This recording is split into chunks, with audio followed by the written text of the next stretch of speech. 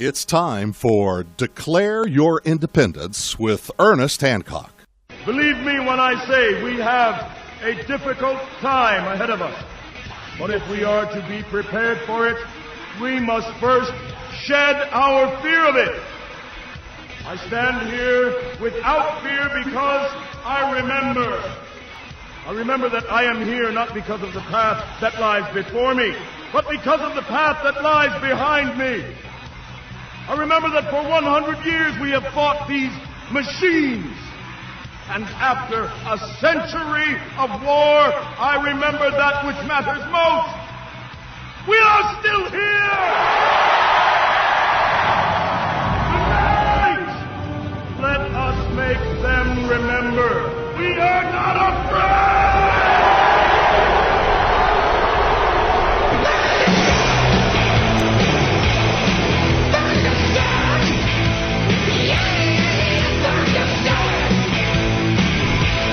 No fear! No fear, no fear, no fear. Here on Declare Your Independence with me, Ernest Hancock. Trump report, Trump report with Dr. Tamburri. Well, we're going to go ahead and, let Phranq, release his steam and, get us started on what's going on. And then there's so much news. Yeah, I'll go ahead and, read off the categories and we'll talk about things. But I got to get that out early so people know all the stuff that we're going to be discussing, a lot of the news that is having an impact on your life, your future, your children, generation next of, are we there yet? Are we there? The beginning is nigh. So, Phranq, go, man, go. Tell us everything you want to, you're exploding all over the internet. Go. Well, thanks, Ernie, and thank you, audience. I'm never handed the mic so early. I'm not sure what to do. I'm not sure what's there to talk about. Well, welcome back to the Trumpenstein report. Definitely. I'm looking forward to getting to the news. I agree with you. There's just so much incoming from all directions. But I appreciate it. I'm going to just get a few things mentioned. First off, did you happen to hear did you watch the Ron Paul interview with Tucker Carlson? It just dropped last night. I did. I started the introduction, the long introduction of how great and wonderful and his personal experiences with Ron and everything. And when it got to Ron, I ran out of time, so I set it off to the side to actually watch the interview. We have it at the top of Freeman's Phoenix right now. Yeah. So just a couple of little news headlines there. So if you haven't checked it out, I'm sure most of this audience would know. But Ron Paul with Tucker, it's fascinating with Tucker. He's really kind of triangulating a lot of the kind of like the intersection of the old guard and the new guard. He's Generation X, which I am. I think you're a baby boomer, right, Ernie? I think you are. I think you're in the tail end of that. But Generation X is interesting. I've been watching some psychology videos the last few weeks on the psychology of different generations and such. And I won't go into all that right now, but it's interesting. There was some thoughts about Generation X, which, like the 80s generation, people born like from 1965 to like 1980, something like that. And the things that we have in common. And the bottom line is we're the generation that created the computer, basically the computer networks. I mean, we're essentially that first generation. But the long story short is that we're like the translational generation in the fact that we're the one generation that can speak to the baby boomers who were not born with computers, and the new generation that just has iPads like constantly in their hands. And we're and we were brought up with the first generation of the dreams of going to space, from Neil Armstrong being on the moon, of Spielberg movies, of E.T. and Close Encounters and whatever. In fact, 80s culture really still dominates today. You don't have much from 60s and 70s culture. You don't have much from even the 90s and 2000s culture, really. People are still celebrating the overall 80s, everything from pop culture, music, whatever. So, and in many ways, we're kind of quiet about it. The baby boomers won't leave. The younger kids are the ones, with all the computers and the apps. And we're sort of like this interesting mixed generation.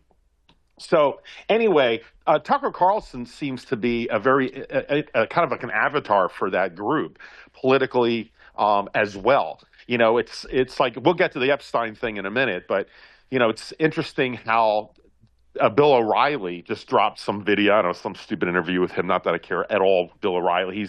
But I like to hear him as kind of like the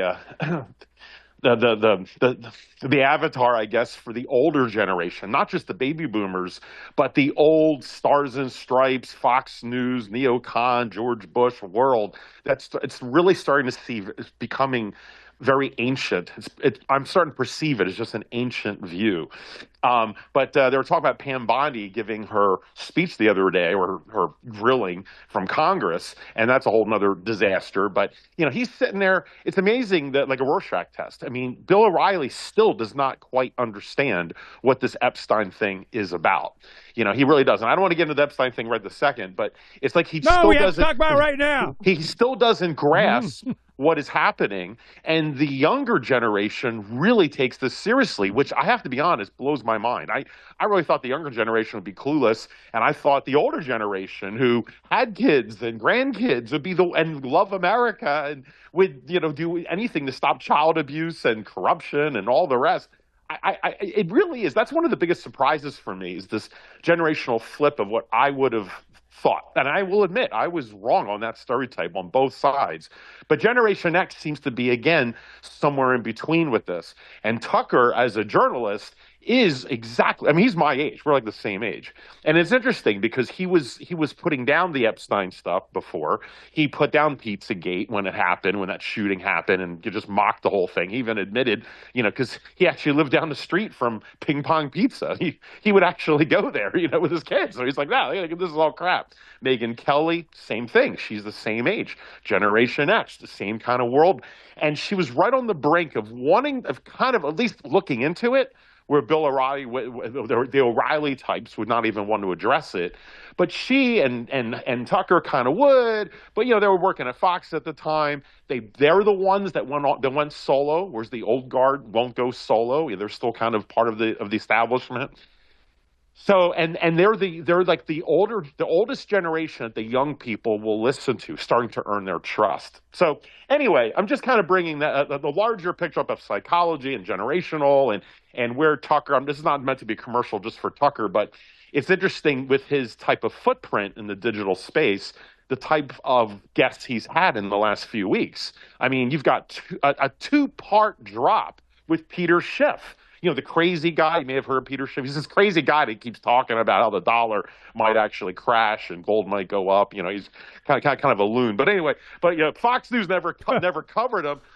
But Tucker Carlson was the first person when he was still at Fox that had Peter Schiff on his show, and we covered it on Freedom Phoenix. I said, man, this is talking about the canary in the coal mine. When Peter Schiff winds up on the Tucker show, we're getting pretty close. That was just a few years ago before Tucker got canned, and now you've got Peter Schiff. Two drops. It's a two-part show. Tucker doesn't normally do two-part shows with Peter Schiff. On top of that, Tucker just created his own gold company, right? I mean, not to compete with Peter, but he knows where this is going. He's got Ron Paul on just dropping now. He's got the whole Epstein file deal that he's played. And that's on top of some of the pushback, what's going on with Israel, and not to get into all that one right now, but he's really an interesting a bridge between both generations in many of these stories. So I just wanted to. It's not really a hard story concept. I just wanted to give that observation as I've been watching many of these different videos.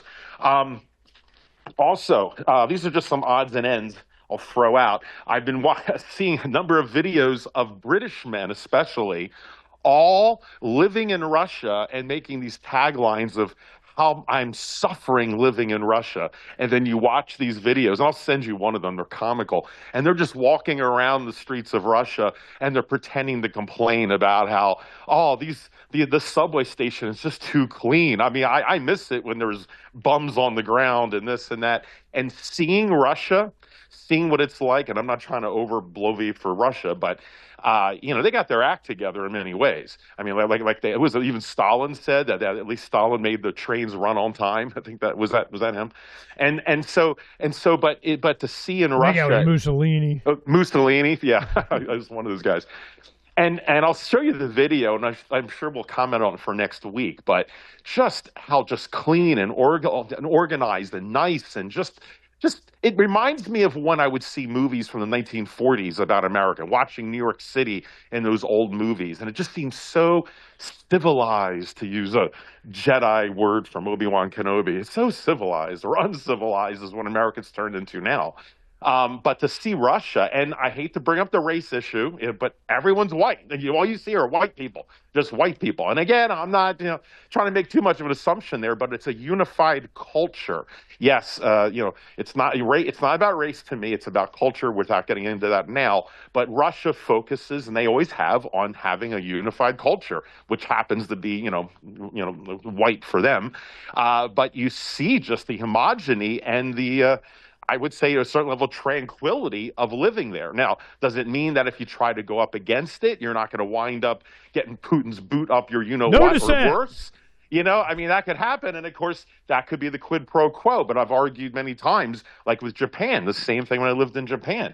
And it's hard for Americans to understand this, and you and I have gone back and forth on it, but it's like, if you don't, I have my new pet bird, and the bird's all happy, and he's in the cage. And in a way, if you don't know you're in the cage, then and you're still happy. I know it's a loaded topic, and I don't mean that you're in the cage when you're in a monolithic culture, but when you do what your family did and your grandparents did, and everyone's doing the same thing, and no one's challenging anything, because everyone is content with what they're doing. It's like, if everyone goes to an Italian restaurant and everyone wants to eat Italian, it's like, are you captured? Are you imprisoned? You lost your freedom when everyone's happy doing the same thing. Anyway, it's a loaded topic. You and I have gone on in the past, but it was fascinating to see these with new GoPros and the walking around videos of Russia. I never saw such an in-depth view. And I was in Russia. I was in St. Peter's Cathedral there, or I'm sorry, the Basilica. I was in Red Square. I told those stories on the show a while ago. But I was there back in the 90s, right after, just a couple years after the wall fell. It was fascinating being there, because I got a glimpse of what the old Russia looked like, even though, they had now finally opened themselves up to the West, but they were still coming out of that 30 years or more of doldrum of the communist system. Everything was gray. The cars all looked alike. I hated being in Russia, to be honest. I hated it. But the people, I ran into some really nice people who were really excited, and one of them ran into Ronald Reagan when he gave a tour there with Gorbachev, and he loved Ronald Reagan. Ronald Reagan bought one of his paintings off the street, when the KGB tried to push him away, and Reagan goes, no, I want to take a look at his artwork. And he went and he bought some, and he loved Ronald Reagan. He was telling me all about it for like an hour on the streets there. So anyway, what's fascinating to see Russia, 30 years later, and with their subways, and just how beautiful everything is. And anyway, comment next week after you see the video. Also, Harley Davidson. Harley Davidson is I happen to ride a motorcycle, Kawasaki. I love Harley guys, although when I go to a Harley dealer, sometimes I get yelled at because they tell me to move my piece of crap out of their driveway, because I've had more than once people come in looking for my motorcycle in the store, and then they find out that it's not a Harley. So I've had some fun jostles from Harley dealers. But anyway, Harley, of course, is overpriced. You pay the Harley tax, and I love Harley. No shade to them, but they are going down. It's really a shame. A lot of it is the culture that's changed with motorcycles overall. Younger men who can't afford cars, let alone motorcycles, and they're always afraid of everything. If you don't have a 10-point harness in your car, and the car reminding you to put your seatbelt on, God forbid, and airbags and all the rest. So, riding a motorcycle is too much fear for people today. And yes, I'm not saying it's smart to ride a motorcycle. I'm not encouraging people to do it, but it's a culture that comes with it, a manly culture, and that's kind of going away, or at least the old school way of manliness. And which I hate to say that's about a motorcycle, but there's something about mitigating fear when you're on a motorcycle. That's why a lot of motorcycle jackets have skulls on the back of them. It's confronting your fear in a way. If you're a snowflake, you're afraid of a moped. So that's how it is. But anyway, their stock has been getting hit, and many dealerships are closing. It turns out this past year was the worst year in the history of Harley Davidson. They used to always be number one in America. In fact, when I went to school in Japan, my group from my class and my international business class, that our assignment was to create a Harley Davidson dealership franchise in Tokyo, and so we had to set that whole thing up. I mean, it was on paper, but we had to deal with Harley Davidson real life stores and learn about how. I mean, because right then in the early '90s, the Harley Davidson brand was epic. I mean, they had Harley Davidson stores and shopping malls where they even sell motorcycles. It was just jackets and things. So anyway, they went from the high all the way now where they were number one in America. And last year they went to number two, and now they're at number three. They dropped third place in just like a year and a half. Kawasaki, surprisingly, the one that I ride, is number one. Number two is Honda. And number, I think, four is it's another Japanese bike, a company. I think number five is Indian, which is starting to move up. But anyway, Harley keeps going down, and apparently it's a lot of reasons. One big one was all the stimmy checks that happened after COVID. And of course, everyone was buying cars, they're buying everything, including motorcycles. And the motorcycles are flying off the shelves like everything else, free money, all stupid. People thought they were rich. And then because there was such a boom, Harley Davidson Corporation mandated that all of their dealerships do upgrades to their stores and make them larger and larger displays to make room for more motorcycles. Like they just got a taste of the good life and thought it would go forever. One dealership got a bill for $7 million, forced to pay $7 million to expand their store. And so all these stores had to comply, your favorite word, and they built all out the storeroom, and then the post-COVID thing crashed, and now they're hit on the bill for these renovations. The recession hit in 2022, or whatever you call it, the inflation crisis that is just getting started, of course. And you add all that up, and these dealers are getting wiped out. They're the largest number of closings ever happened just this past year, and there's probably more coming. So anyway, I just wanted to throw that one out. Also, real quick, I'm sure maybe it's one of the news items. We'll see what gold and silver and Bitcoin do during the course of our show. I mean, a lot of times they just change.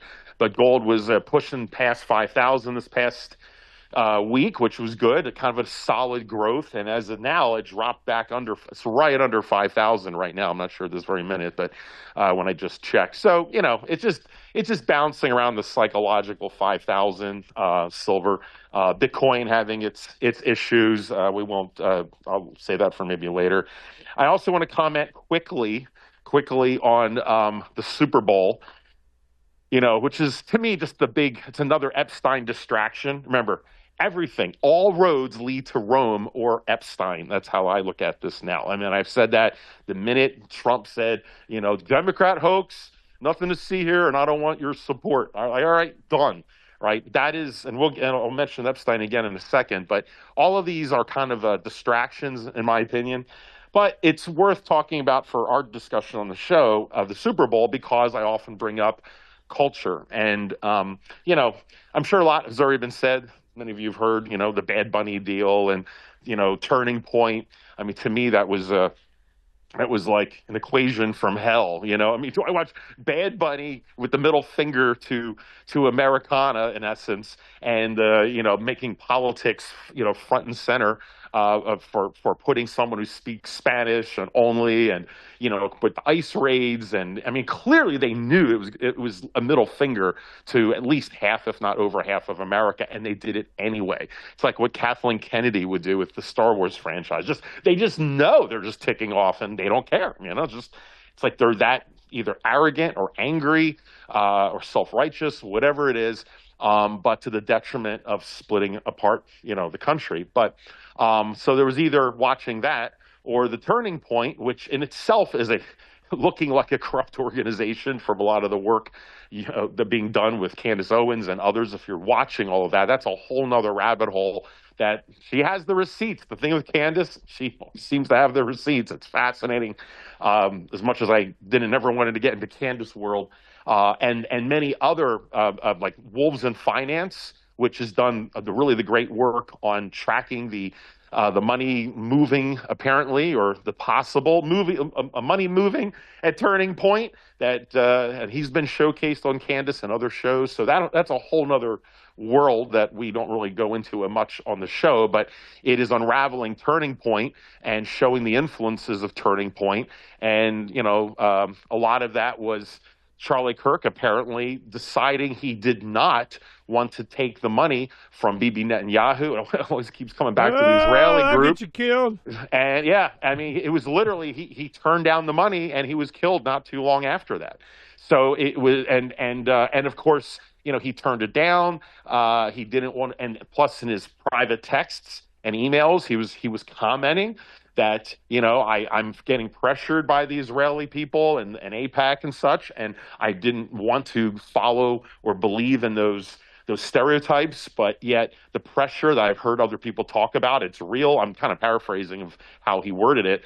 And he was like, look, I don't want this to be true, but it's like, hey guys, you're kind of making the stereotype true. Like back off. Just, because he was trying to walk that line between the typical conservative movement, which was, pro-Israel and pro-Zionist, and when a lot of people are pro-Zionist didn't even know what the word was, they just kind of went along with it. Israel wasn't really on their map. But at the same time, he's dealing with the young people. That's why Charlie Kirk was so powerful. He dealt with the young people. He was bringing in the youth. And we saw it from the angle of, the transgenderism and the pronouns and that sort of crap that was getting to the schools. But the other thing he was dealing with that was very uncomfortable for Charlie Kirk, which was the whole Israel-Palestine deal. And he had to thread that needle. He was trying to bring them under the tent, with common sense about men being men and women respecting being a woman and all of this, and for faith and God and all of these wonderful things. But he had to keep wrestling with the Israel thing, and then, and they were pushing back. Not to mention,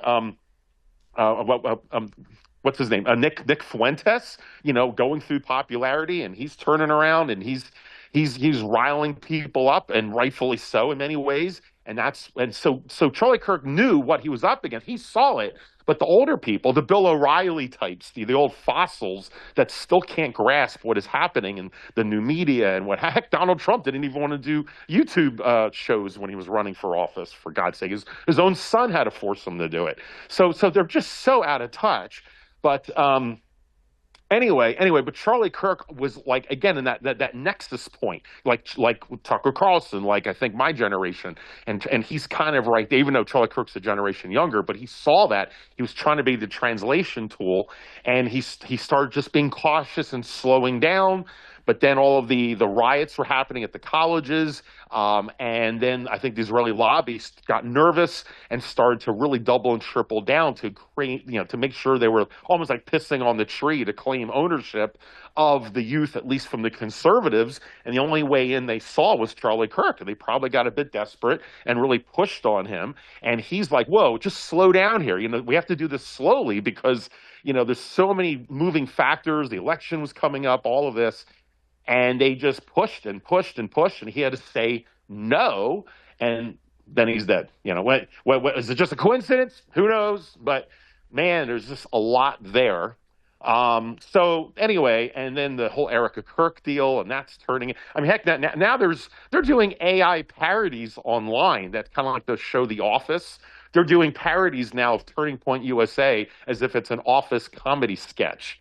I mean, it's unbelievable just what AI is doing, good and bad. But in this case, man, oh man, and not to mention AI can generate these like cartoonish looking videos so quick. It's almost like how South Park was always amazing, how they could jump on the news cycle within a week. I mean, because they were able to get the production so quick. Right, and within an hour. Exactly. And now with AI, you're able to get a much more topical, which is just like how cable TV accelerated the news cycle. And the news cycle used to be weekly. This week with David Brinkley, and that's when you got your weekly update. Then with cable TV, it's 24-hour news cycle. And the Clintons, they understood that one. They took advantage of it. And now it's it's it's a whole nother level. So anyway, with all that, that was definitely a long setup. But I want to comment on the Super Bowl itself on that halftime. I just wanted to point out that Super Bowl halftime was just it was. It, I have to tell you, it still is. It's been on my mind all week, and it's not either one of them. I mean, I don't care about Kid Rock. I don't care about Bad Bunny, but my friend Joseph, hey buddy, if he's there, if he's listening, he came over. We had some family here. We had our own Super Bowl party. Just for us, it's like watching the commercials and hanging out. We don't really care, but it's just kind of Americana. A lot of our friends and families did, so we don't mind. And my daughter, teaching her what football is. That was fun. But we're sitting here, and all of a sudden it became a whole debate about what to watch, right? So eventually we had the television on. We kept it on to watch the Bad Bunny, because I said, if nothing else, it's probably going to come up on Freedom's Phoenix. And I needed to watch it it's kind of like a pseudo job, even though Ernie doesn't pay me anything. But, it's like to be able to see what the concept is and what they're doing.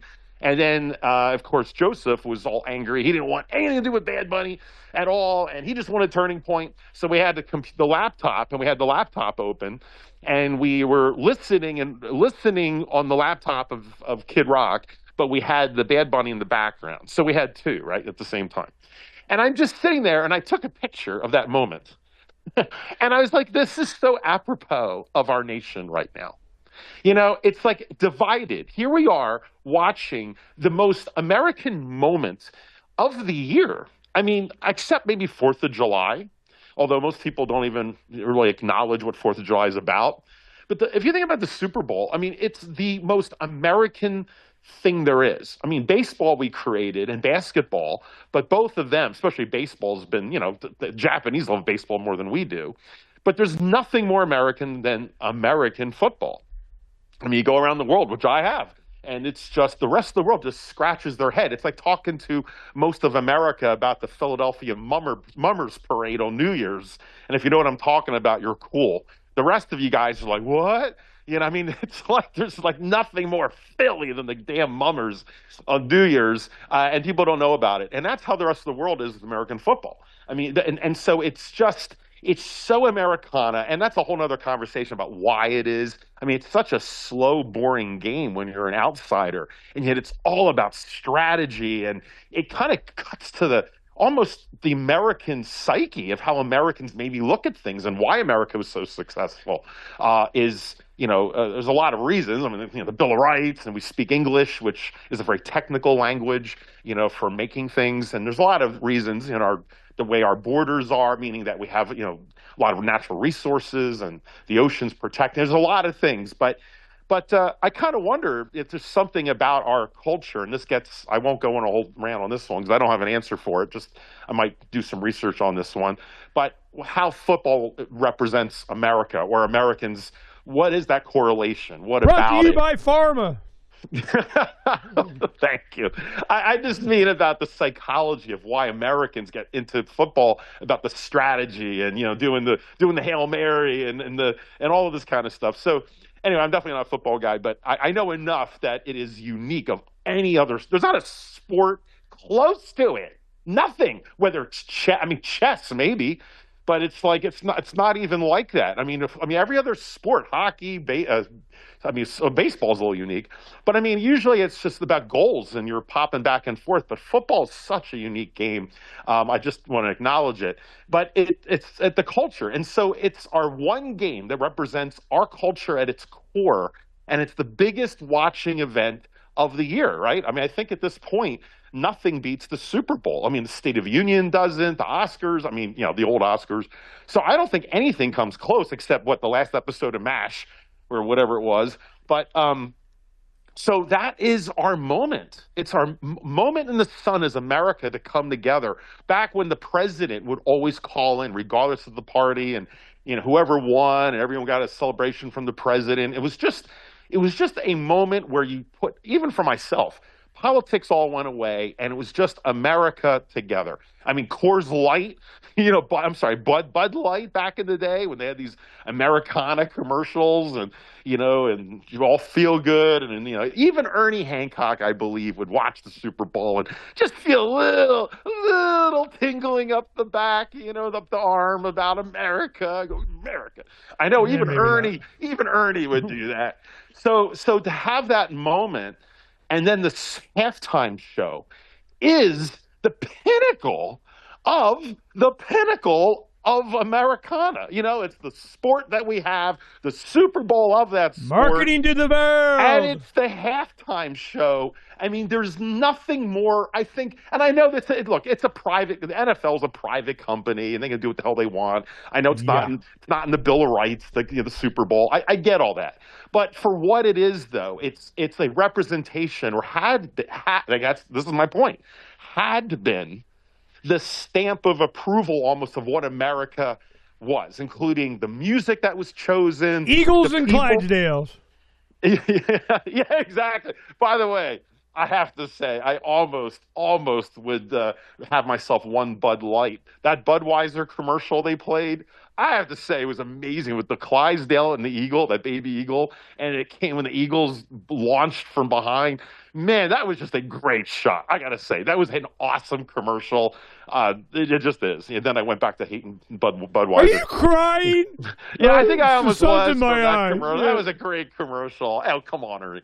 But anyway, just to sit back and in my own house watch two televisions, essentially, two screens, and that was representative, I knew, of the entire country. And I just felt this goes beyond even politics. This is the fracture at a core when the Super Bowl now is split in half, and probably in the halftime show. It's a moment in time that is probably forgotten by most. But to me, I think it's just, here's one of those moments where you can point to, like Lexington and Concord. It's that Super Bowl halftime. Anyway, enough of that, belabored it, but it really was poignant to me. And then lastly, it is Epstein. And liar. I'm not going to get into all the details of Epstein right now, because I agree the 3 weeks to even really start to look into this more. But every day more stuff's coming out. Obviously, it's getting more tricky because of AI, because of YouTube channels trying to get clicks. A lot of people are making up images or stories just to get, and claiming they're from the Epstein files when they're not. Not to mention the government themselves probably put a bunch of fake stuff in there to be disproven later, to undermine the credibility. I mean, it's such a mess. And that's on top of the fact that, the real files, I mean, where we know there's like another, what is it, another 50, was it 50 million or something like that? I forget, another huge amount of files that have not been released because they claim, well, this is all child porn, so that's not going to come out. Of course, at first I thought there was nothing there, but anyway, the stuff they're claiming is child porn, and that's just their on their honor. I mean, yeah, really, it's just the kiddie porn. That's all there is.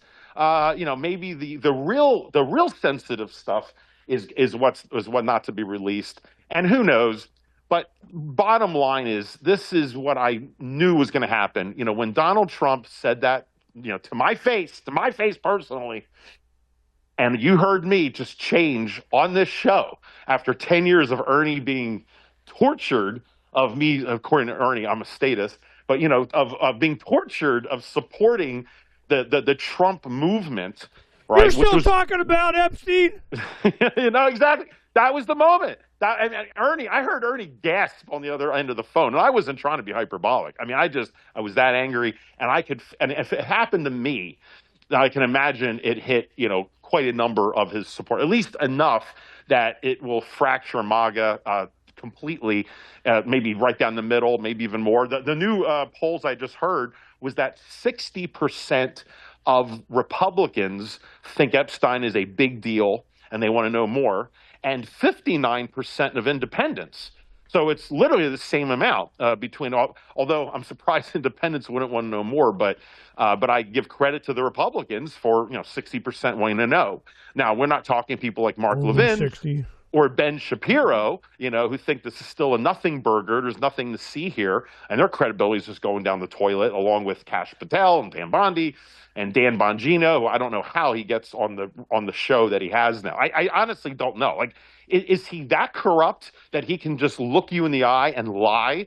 Or was he snowed? Like, you kind of wonder, he's not the brightest tack in the shed, in my opinion. And so when you turn around and you have, CIA operatives who are probably, definitely part of all this stuff, and they have experts in psychological warfare and judging opponents, and Trump just puts in these people because they were popular.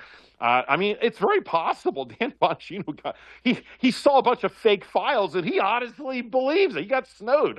I'm not trying to cover for that guy. I'm disgusted with him. But it's like I just can't fathom psychologically how someone who just seems to wear this personality on his sleeve. I do not look at Dan Bongino in any way as a sociopath or antisocial.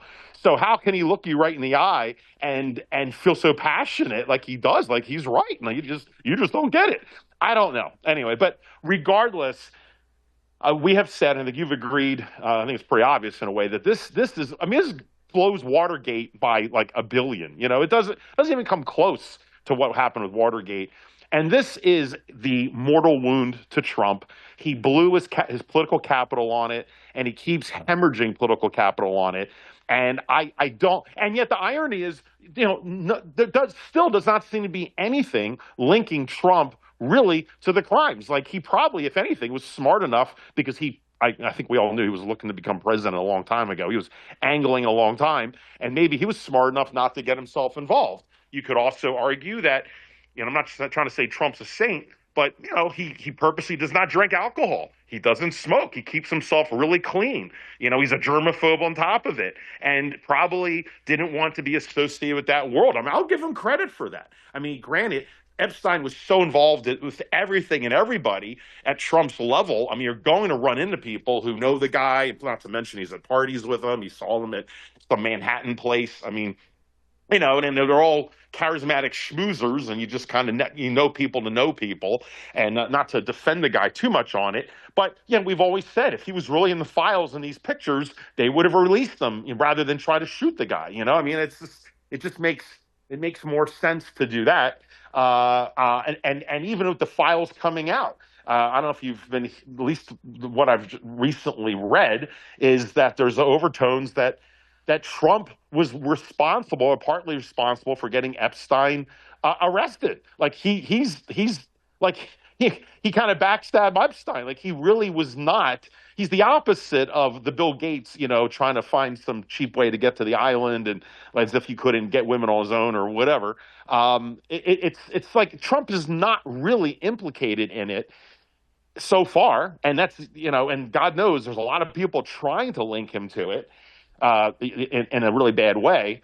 And yet still, Trump was willing to take the sword for this, as he famously told or allegedly told Marjorie Taylor Greene, who stands by this. It's kind of like when you always talk about when Ron Paul, what he told you privately about, what do they say? They say basically trust whatever comes out of my, what did he tell my you? Vote, what comes out of my mouth, and the rest is politics. There we go.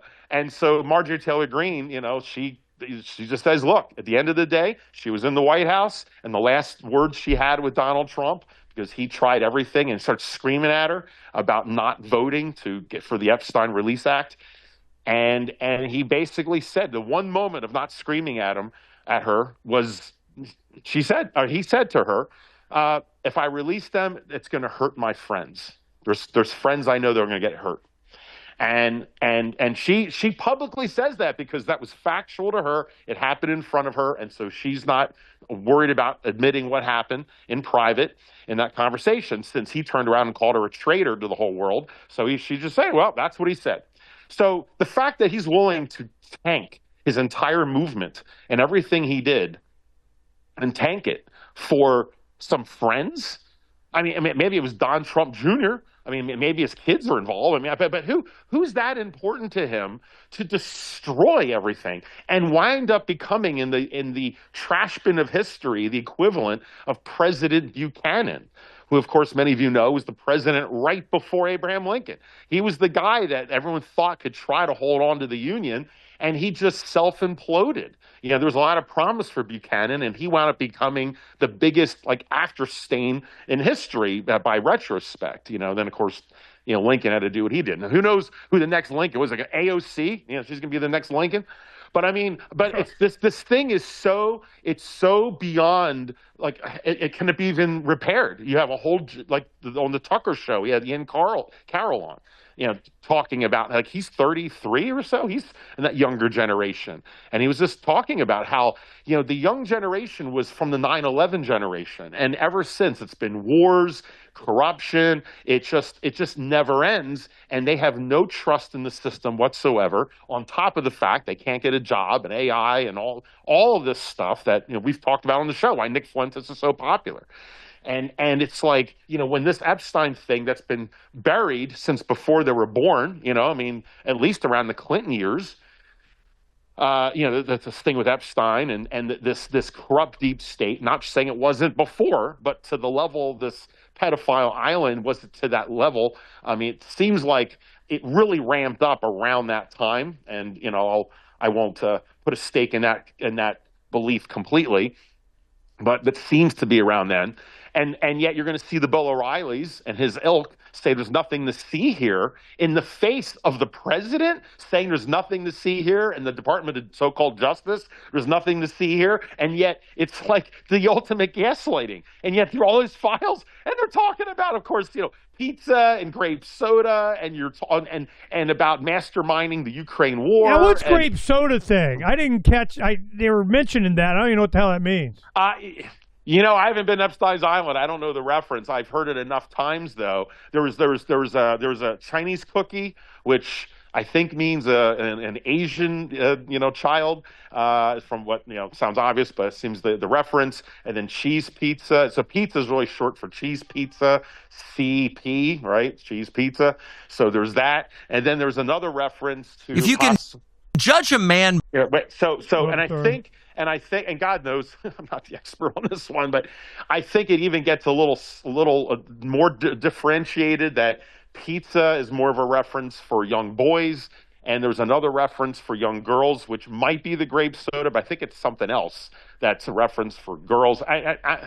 Anyway, but I mean, all this stuff that happened with Pizzagate, that in 2016, that was coming out from the Podesta files. And we all remember that. Heck, we were covering it right then. It's when we started the Trump report around that time. And so it was all, shot down as a conspiracy, whatever. And yet it's all finding itself with a whole new breath of fresh air, even from people like Megyn and Tucker. Not that I care about Megyn Kelly, but the people who laughed at it before, who are Generation X, who are now in the new media space and leaders in the new media space, and the connective tissue between these generations. They are becoming, in a way, the Walter Cronkites of their time. And I'm not trying to give too much credibility to Megyn Kelly or even Tucker in a way. I don't think any one person should be the person. But I think, if there's one anchor point that enough people could start to unify around about what is credible, like you say, credibility is everything. It's coming down to them. And for them now to be in that driver's seat for the again, the Generation X and the podcast and all of this, it's a very important, I think direction that they're taking and exposing all of this. So it's going to also affect, I think, the future of the Republicans. I mean, I think the Republicans are destroyed at this point because MAGA is done. There's no way he's going to keep the House. I mean, the House is done. I don't think he's going to take the Senate. I think the blowback on this is bigger than most people are aware. I'd be shocked. Maybe if Tarzan wants to bet me another $1, I don't think he'll even take this bet. But I think he's going to lose both houses, even though a lot of people a few weeks ago were thinking that's impossible. But I think that's where it's going to go. And then it's nonstop impeachment. The question is, what's the impeachment going to be about? I think they should just go over Epstein. I mean, because that's clearly the lie. And it's amazing how Republicans, I'm shocked how Republicans sound like Democrats now. They just literally can't remember the hypocrisy of what they've been talking about. No, exactly. I mean, granted, the true MAGA has been kicked out. I mean, we're the betrayers, right? Thomas Massey is like, the Antichrist. And so instead, we've got, Marco Rubio and Lindsey Graham, and they now are supposedly MAGA, right? I mean, it's incredible. So MAGA, it's not at all. It's destroyed or self-imploding. That's why Nick Fuentes was smart enough to recapture it as America First with a blue hat rather than a MAGA red hat, because it's been tainted so much. But I think it's going to take that. I think the Trump presidency is going down. It could limp to the end, but it's going to be more impotent than Joe Biden probably, and apparently Jeffrey Epstein, because he was needing ED medications from a urologist who also wanted to be on the island if you saw those emails. So it's just astounding, because I come from a urology background, and that was pathetic to even read that. But I think also how it's going to affect the party in a bigger way is I think this is going to take down J.D. Vance. Now, I don't know whether I personally like the guy or not, whatever. I don't have too much of a care there. But how did he get there? He's the pet project, of course, of Peter Thiel. And Peter Thiel is all over these emails. Not to mention, he was on the Joe Rogan show once or twice. And Joe Rogan hit him with these questions straight up. And, Thiel was stammering a bit, and kind of like when Bill Gates was asked some questions. And Peter Thiel, who's a real quick guy, real smart guy, but he was dancing around those questions a bit and a little cagey and, whatever. But and then it turned out sometime later that he had more of a interaction with Epstein than he originally said. And then he came up with new answers and changed the narrative of his explanations. And then now these files come out and he's all over them. So for Peter Thiel to be so linked to them, and with Palantir, and the fact that Epstein was involved with, CIA apparently, and all these connections in technology, and finance. Exactly. And finance. I mean, it's just everything. So and I'll make one last comment about Epstein personally in just a second. I heard last about 10 minutes ago.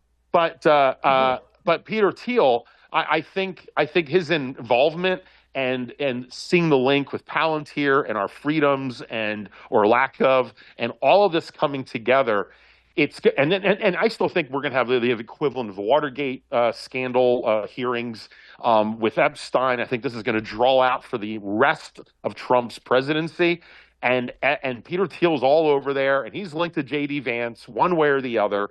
And J.D. Vance, I don't think, will be able to crawl out from the image stain from this, whether he had anything to do with it or not. This is going to just blow up on him. And the last thing I'm going to say, I didn't say the last 5 minutes. Right. Is Epstein himself. And I have to tell you, I kind of got this glimpse a couple years ago with Weinstein. I forget it was not Brett Weinstein, the other one. Anyway, he's Harvey. No, the other one. No, the Brett's brother. Eric Weinstein. Eric Weinstein, thank you, Eric Weinstein, who's he's a real smart guy, and he's involved in biology and physics. He's more into physics, and Brett's more into biology. But both brilliant people. But Eric was talking about how he had interactions.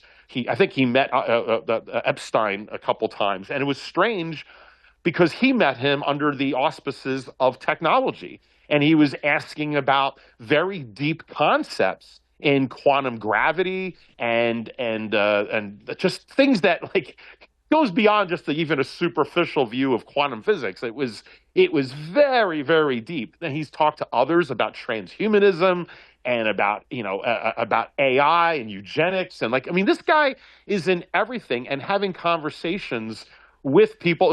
Sabine Haschen Walker, whatever, the German physicist YouTuber who's she's a little quirky German lady who comes from a physics background, and she's just like a YouTuber, talks about diehard physics. I never bring her up on the show because it has nothing to do with the Trump report. It's just when I'm really into my science head and I'll watch some of that. And she was in the Epstein report. She just posted a video today saying, yes, even I'm in the Epstein files, and I'm really ticked off about it. And she's explaining how she's in like 2 or 3 emails, and she's referenced nothing about pizza or anything, but because Jeffrey Epstein had wrote to a mutual person about quantum gravity and about there was some other technical things I can't remember that were so technical, and he's asking these questions, and she just said it was odd to be hearing from someone who she heard was a finance person asking about questions that like a PhD student would be asking who's going for their thesis or something. She just and nothing came out of it. But this guy, I just have to say, the more you hear about him with the finance, how brilliant he was with the finance and finding loopholes, and not to mention just the crime and be able to mastermind this entire thing. He's got his hands on arms dealer, just he's almost like the Antichrist version of a Renaissance man. I mean, the guy was beyond brilliant, and I just have to say that. Evil as hell. And was he always evil, or does it show that absolute power, corrupts absolutely? Don't know, don't necessarily care, but it's just fascinating to see that. And there is that interview, which I have not seen yet. I'm going to watch for this week, that was released just, a week ago or so? I'm not sure most of this audience have heard it. And it was with Steve Bannon. Did you see that Steve Bannon 2-hour interview with Jeffrey Epstein? It's like the only sit-down interview I've ever seen of Epstein. Like 15 hours worth.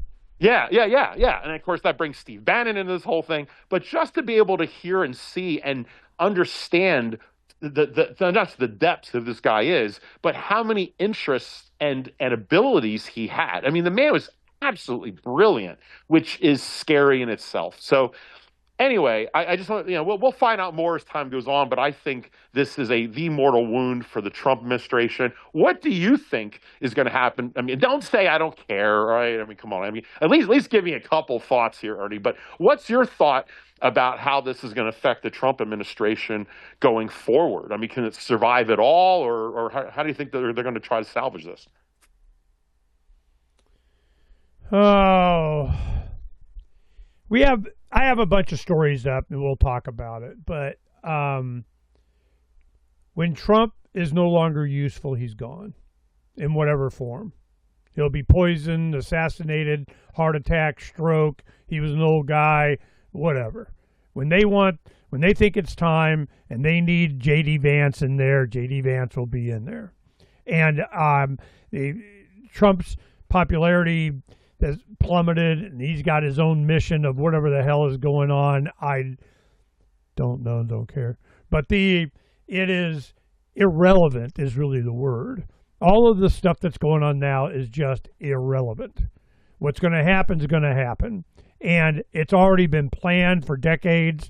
They've built up to this. And the only thing that is going to survive are going to be principle, ideology, and people finding their own tribe. This is going to be individuals. There's always that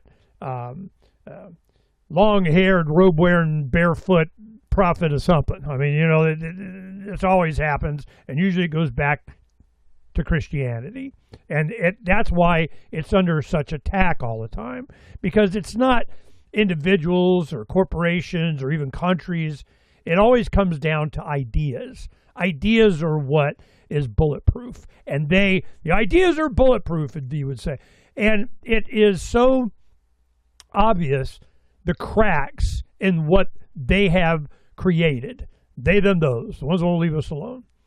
And it is so apparent that we're going to go through the process. We're going to go through the ashes. And from the ashes, freedom's phoenix. That was my mindset for decades of we were going to have to go through this. Like after the revolution and all the activists we're going to take over the Republican Party. You go, man. Go. You have to learn it from the inside. You have to see how what you're offering, what you're advocating for, what principle and promise and heritage and all what made America unique as a shining light on the hill is exactly what is under attack at every level. Even the most fundamental basic, get your freaking kids out of mandatory youth indoctrination camps. So my view of the whole thing is this too shall pass. We just got to survive it.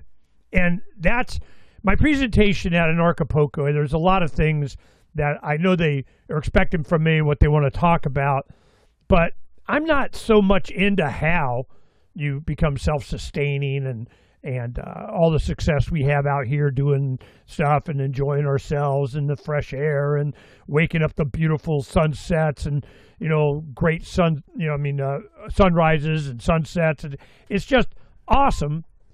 But, what's the government for? Why do I need them? What was the promise? What was the deal they made with us? Oh, we got this here social contract that I'm obligated to, and they're not. And I don't see a way out of this that's clean. It's not going to be. And, I got a lot to say, but you got more before I hit the news, and then we'll have something to talk about? No, just what do you think? Like your hunch, because you have a good political radar and background. And obviously, we don't know anything really yet. But how involved do you think Trump is in this? Do you think Trump really is trying to save himself in this, or do you think he understands? This is kind of my feeling, is that Trump, he understands how deep this effing thing is. And I think he realizes that he has like a fork in the road, is that if he opens up this can of whoop ass of the Epstein thing, then his entire administration is going to be about that. It's going to be about this endless, that's all. No. Trust me, that's my choice, right? But on the other hand, at the end of the day, and I know this is going to be so hard for you to understand from his perspective, because the principal part and child molestation and extorting our politics. I mean, that to me, there's nothing that dare I say trumps that. All right. However, I've always said where Trump's mind is, he's a builder. He doesn't have this. He does have principles. It's just different for him.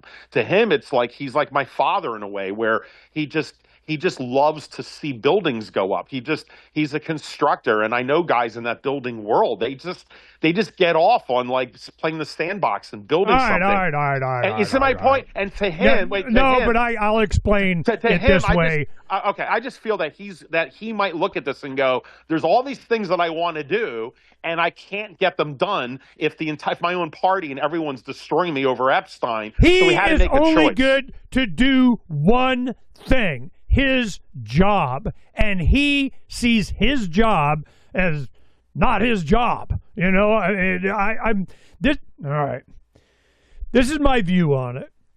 The whole point of this entire thing, it comes back to my original question from the beginning: make America great again. Each one of those words needs to be defined. Make. What does that mean? You're gonna make it. Who's going to make it? What are you going to do to make it? Is there a limit? Is there parameters? Is there a constitution? You're going to make it. All right. How? With an aircraft carrier? What the hell are you talking about? America, define that. Is it a geographic location, America in her interest, American people, culture, heritage, America Inc.?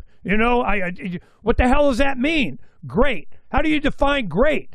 What is great? And again, okay, well, pick a time. When was that?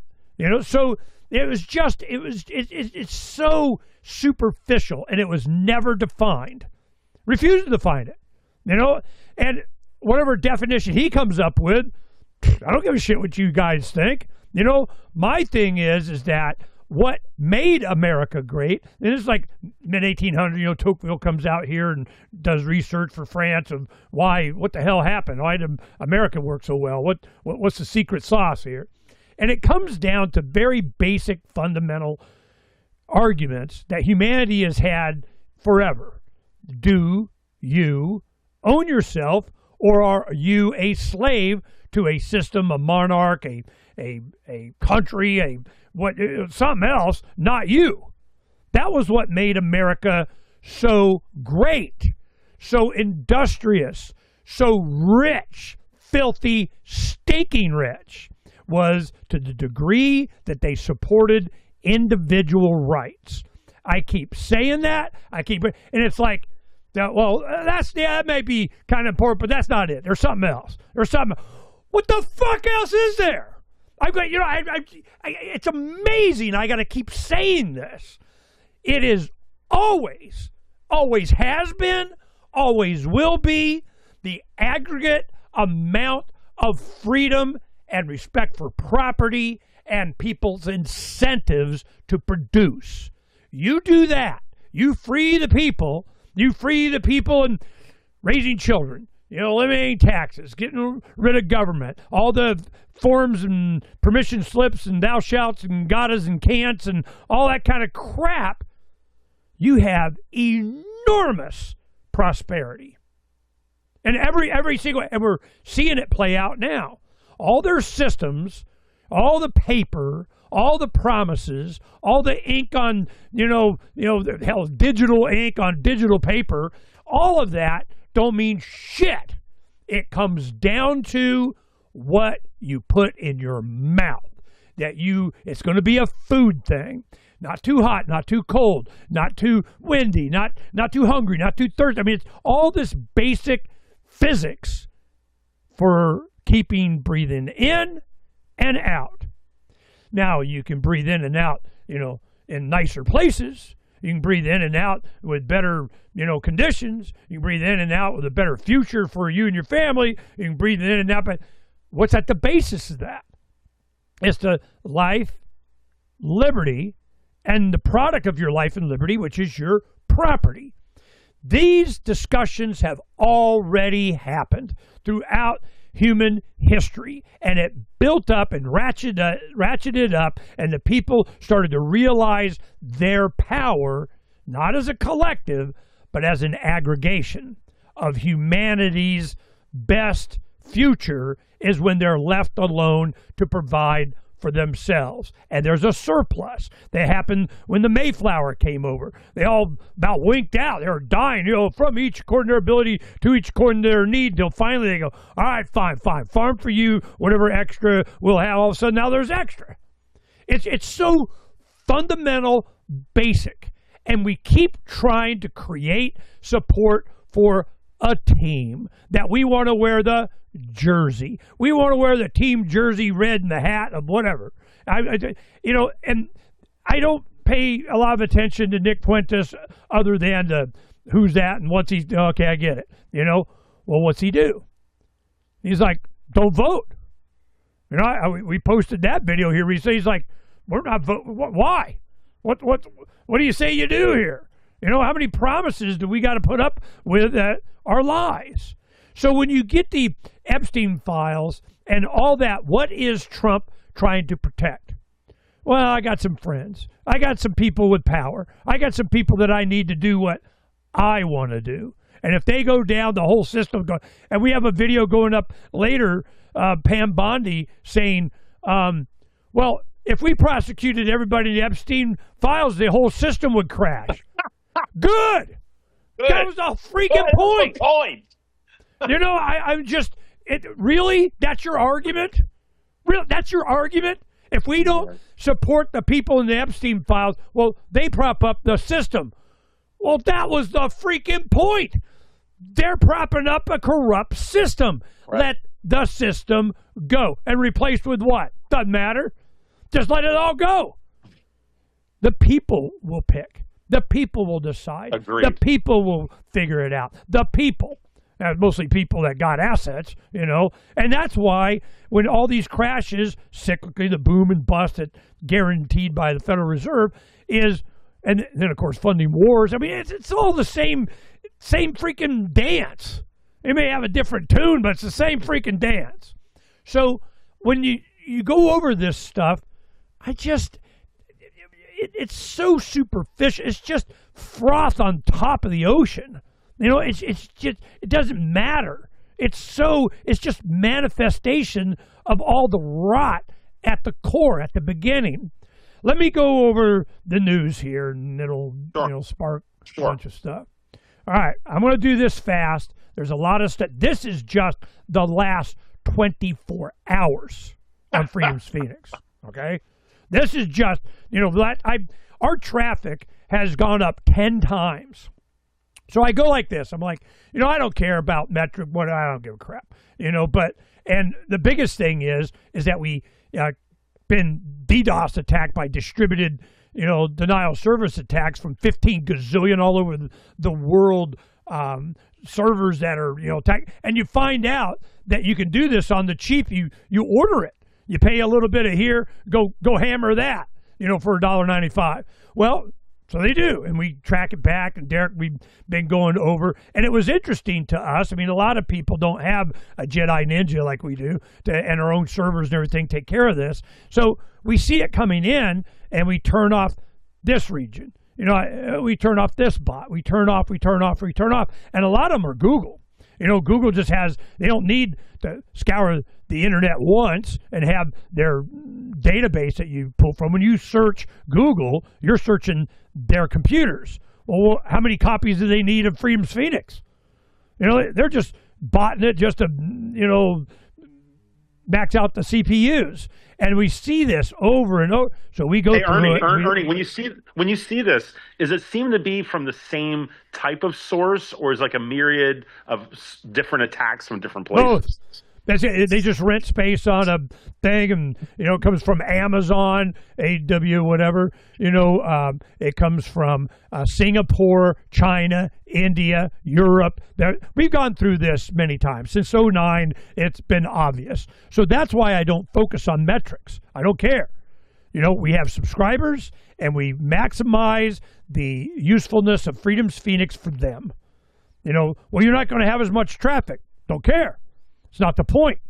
The point is there are people that find us. They get the truth button. They get to the point, and they go, "Woo, man, this is where I need to be." So I make sure that the subscribers have a good experience on Freedom's Phoenix and sacrifice traffic and search engine optimization for our subscribers. That, I knew, sooner or later, is going to pay off. Then they'll hit it again. It goes back and forth and ratchets and whatever. But then I go to, my grok, which we'll talk about, and I'm going, look, I need to know what the hell is going on. Where's this coming? These bots, we keep hammering them down, but this was like organic growth. It wasn't like 50 hits a second kind of crap. And I'm going, where is this coming from? It was all the stories. It was like C-17s, 100 C-17s going to the Middle East. It was the Epstein file releases of different things. It was economic stuff that we were doing. It was. Well, no, it's this one and this one and this one and this, because we don't track it. I don't allow metrics to sway the mission. And the mission is be fully informed on a wide swath of information so you understand and get a bird's eye 30,000-foot view of what's going on. You want to drill down? You go into the categories. You go into gold and silver. You go into Economics International. You go into secret societies. You go into Epstein stuff. You go into China. You want to do that? I got all the categories up here. I got 200 categories. You want to get education and 600, 700,000 headlines we have over 20 years? I got you covered. But that's not the point. The point that we had from the beginning, this Freedom's Phoenix started in 05, in the fall of 05, September, October of 05, that newfangled YouTube thing, because that's what I was waiting on. We had the concept since like 96. And, then I'm going, we need video. When video gets, that'll never happen, bandwidth, if you dumb boomer, you don't, and I think I'm senior citizen of the X generation. I was born in 61, and it keeps changing. They keep changing the date. But the, right in the line there. Well, what happens is I understood that truth was going to win out because it's math. It's fit. You can't do deficit spending forever and think it's not going to have an impact. And, you know, a good friend we're going to be visiting in Panama after we do in Acapulco and Puerto Vallarta. We're going to go down for a week there, and I'm going to miss his 70th birthday party by like 2 days. But, you know, we'll go and hang. It'll be probably better anyway. So I asked him one time, he's a wealthy guy, and I go, you know, I'm not a sophisticated, I can't do this day trading. I can't, you know, buy this, do this, hold this, like a signal kind of, I don't got time. You know, and overall, I'm just a silver stacker. Whatever, I know what's going to happen. You know, I'll just plan for that. And we did a show this morning on it. That's something you might be interested in. I'll talk to you about it later. But with Jay Noon and Silver Dave, they're going down and speaking in Acapulco on this, and they're storing your silver and paying you 3-4% back a year in silver, not dollars. You send them a 100-ounce bar, they're making 10th-ounce rounds that they're doing with it, marketing. They're busy as hell in the Free State Project up there, Silver Dave. And I'm going, wait a minute. I give you a 100-ounce bar, and I get, like, you know, extra silver back? Okay. You know, tell me about that, you know? So what are you going to give me? Worthless dollars? I don't give a crap about that. You know, I want my silver. So this is happening right, not later. It's already starting in all of these little ways that I'm going to demonstrate. But you have to be principled or understand freedom-oriented, liberty, promise, you know, proper rule of government, philosophy of liberty, self-ownership, kind of base fundamental understanding. Not MAGA, not make America great. I need my team to win the Super Bowl. Oh, they're in the playoffs. I have to put on my jersey and hat. That is not it. It's not joining a new collective. It's stop joining collectives. Quit. Collectivism does not work, even with a MAGA hat on. You know, even with a anarchist A on it, or a L for libertarian. There is no such thing as a successful collective. There's an aggregation of individuals acting in what they perceive to be their own self-interest, which a lot of times is getting along with your neighbors, like a good neighbor Ernie and Donna's there. We just had one of our one neighbor, you know, over last night. I'm going to keep an eye on Donna's garden and so on. So this is so obvious to me and to a lot of people that, you know, think the same way, which is what I associate, you know, my good friends. And, you know, Phranq is he understands this stuff. He wants to be on team whatever, but he has not made the break yet. And that's why a couple of weeks ago we had Etienne de la Boutier squared on, you know, Howard Lickman is his real name. Well, Howard, you know, has done a lot of, he just goes, man, I can't believe that, you know, Phranq needs to understand what the basic fund. So he went off on that. I have other people on Telegram going, when are you going to stop the Trump report? Oh my God, I can't. Of course they listen to it, but you know, don't you see what I'm doing? I'm bringing around, you got Bill Maher coming out and apologizing to 4chan. Just the last few days. Bill Maher comes out, you know, you guys were right. I'm so sorry. Pizzagate was the thing. I was making fun. And I'm going, whoa, man, we're in La La Land now, okay? So this is what the Trump report has, I think, benefited those that are the best. A lot of people are upset. They get on me. Can't you just get with the program and we're making headway on and this and kind of they'll release and they'll do what, and you're finding out, no, they're not. They got, you know, like twice as many documents that they've yet to release. And then Thomas Massey is all over. Look, we're going to this car. We're supposed to be able to read. Look at the redactions that we get. And then you publish the list that the attorney of the victims gave you. Here are the names that need to be redacted. And they published that list with them unredacted, except for the attorney. And I'm going, who are these people? What game are they playing? So then and it's just like a civil class action lawsuit against some big manufacturer of General Motors or something on the Pinto or something like that. Oh, you want the files? I'll give you files. So they back up, an 18-wheeler full of boxes, and then the one document that you want's not in there. You think they didn't do that? Of course they did it. Why would they? Because they can. So then you get Pam Bondi up there doing, going all Hillary Clinton on him. At this point, why does it matter? I mean, oh my God. Then we get, Hillary and Bill going to testify. Not. They're not going to say anything. They're not going to, what do you think Bill's going to do? Well, now what the hell? Give me, immunity and I'll tell you everything. Well, That's a death sentence. I'm just curious what Bill's. If they ask, and the first question I would ask is why is there a picture of you in a blue dress? Fifth Amendment. Stein's house. I want to know. Hey, look, since you mentioned my name, I just want to just push back 1 second. Look, for those of you that wonder, if you guys think I'm this obtuse, I don't get it, and Ernie's the one still trying to shake me against the wall. No, it's only on this show that I'm considered the statist. Everywhere else, I'm considered the crazy radical libertarian. It's except compared to some of you guys, which, out of due respect, go for it. I respect the Ernie libertarian types. But it's not that I'm obtuse to it. It's the fact it's kind of like how... Hopium. Well, I don't know if you call it hopium.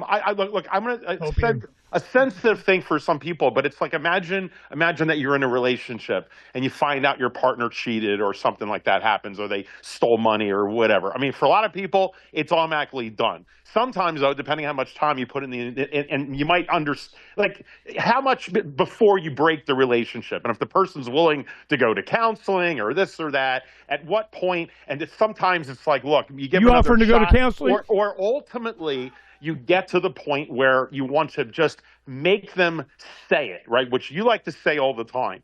So I won't belabor the point, but it's not that I'm like thinking, red, white, and blue in America, like the Bill O'Reilly version.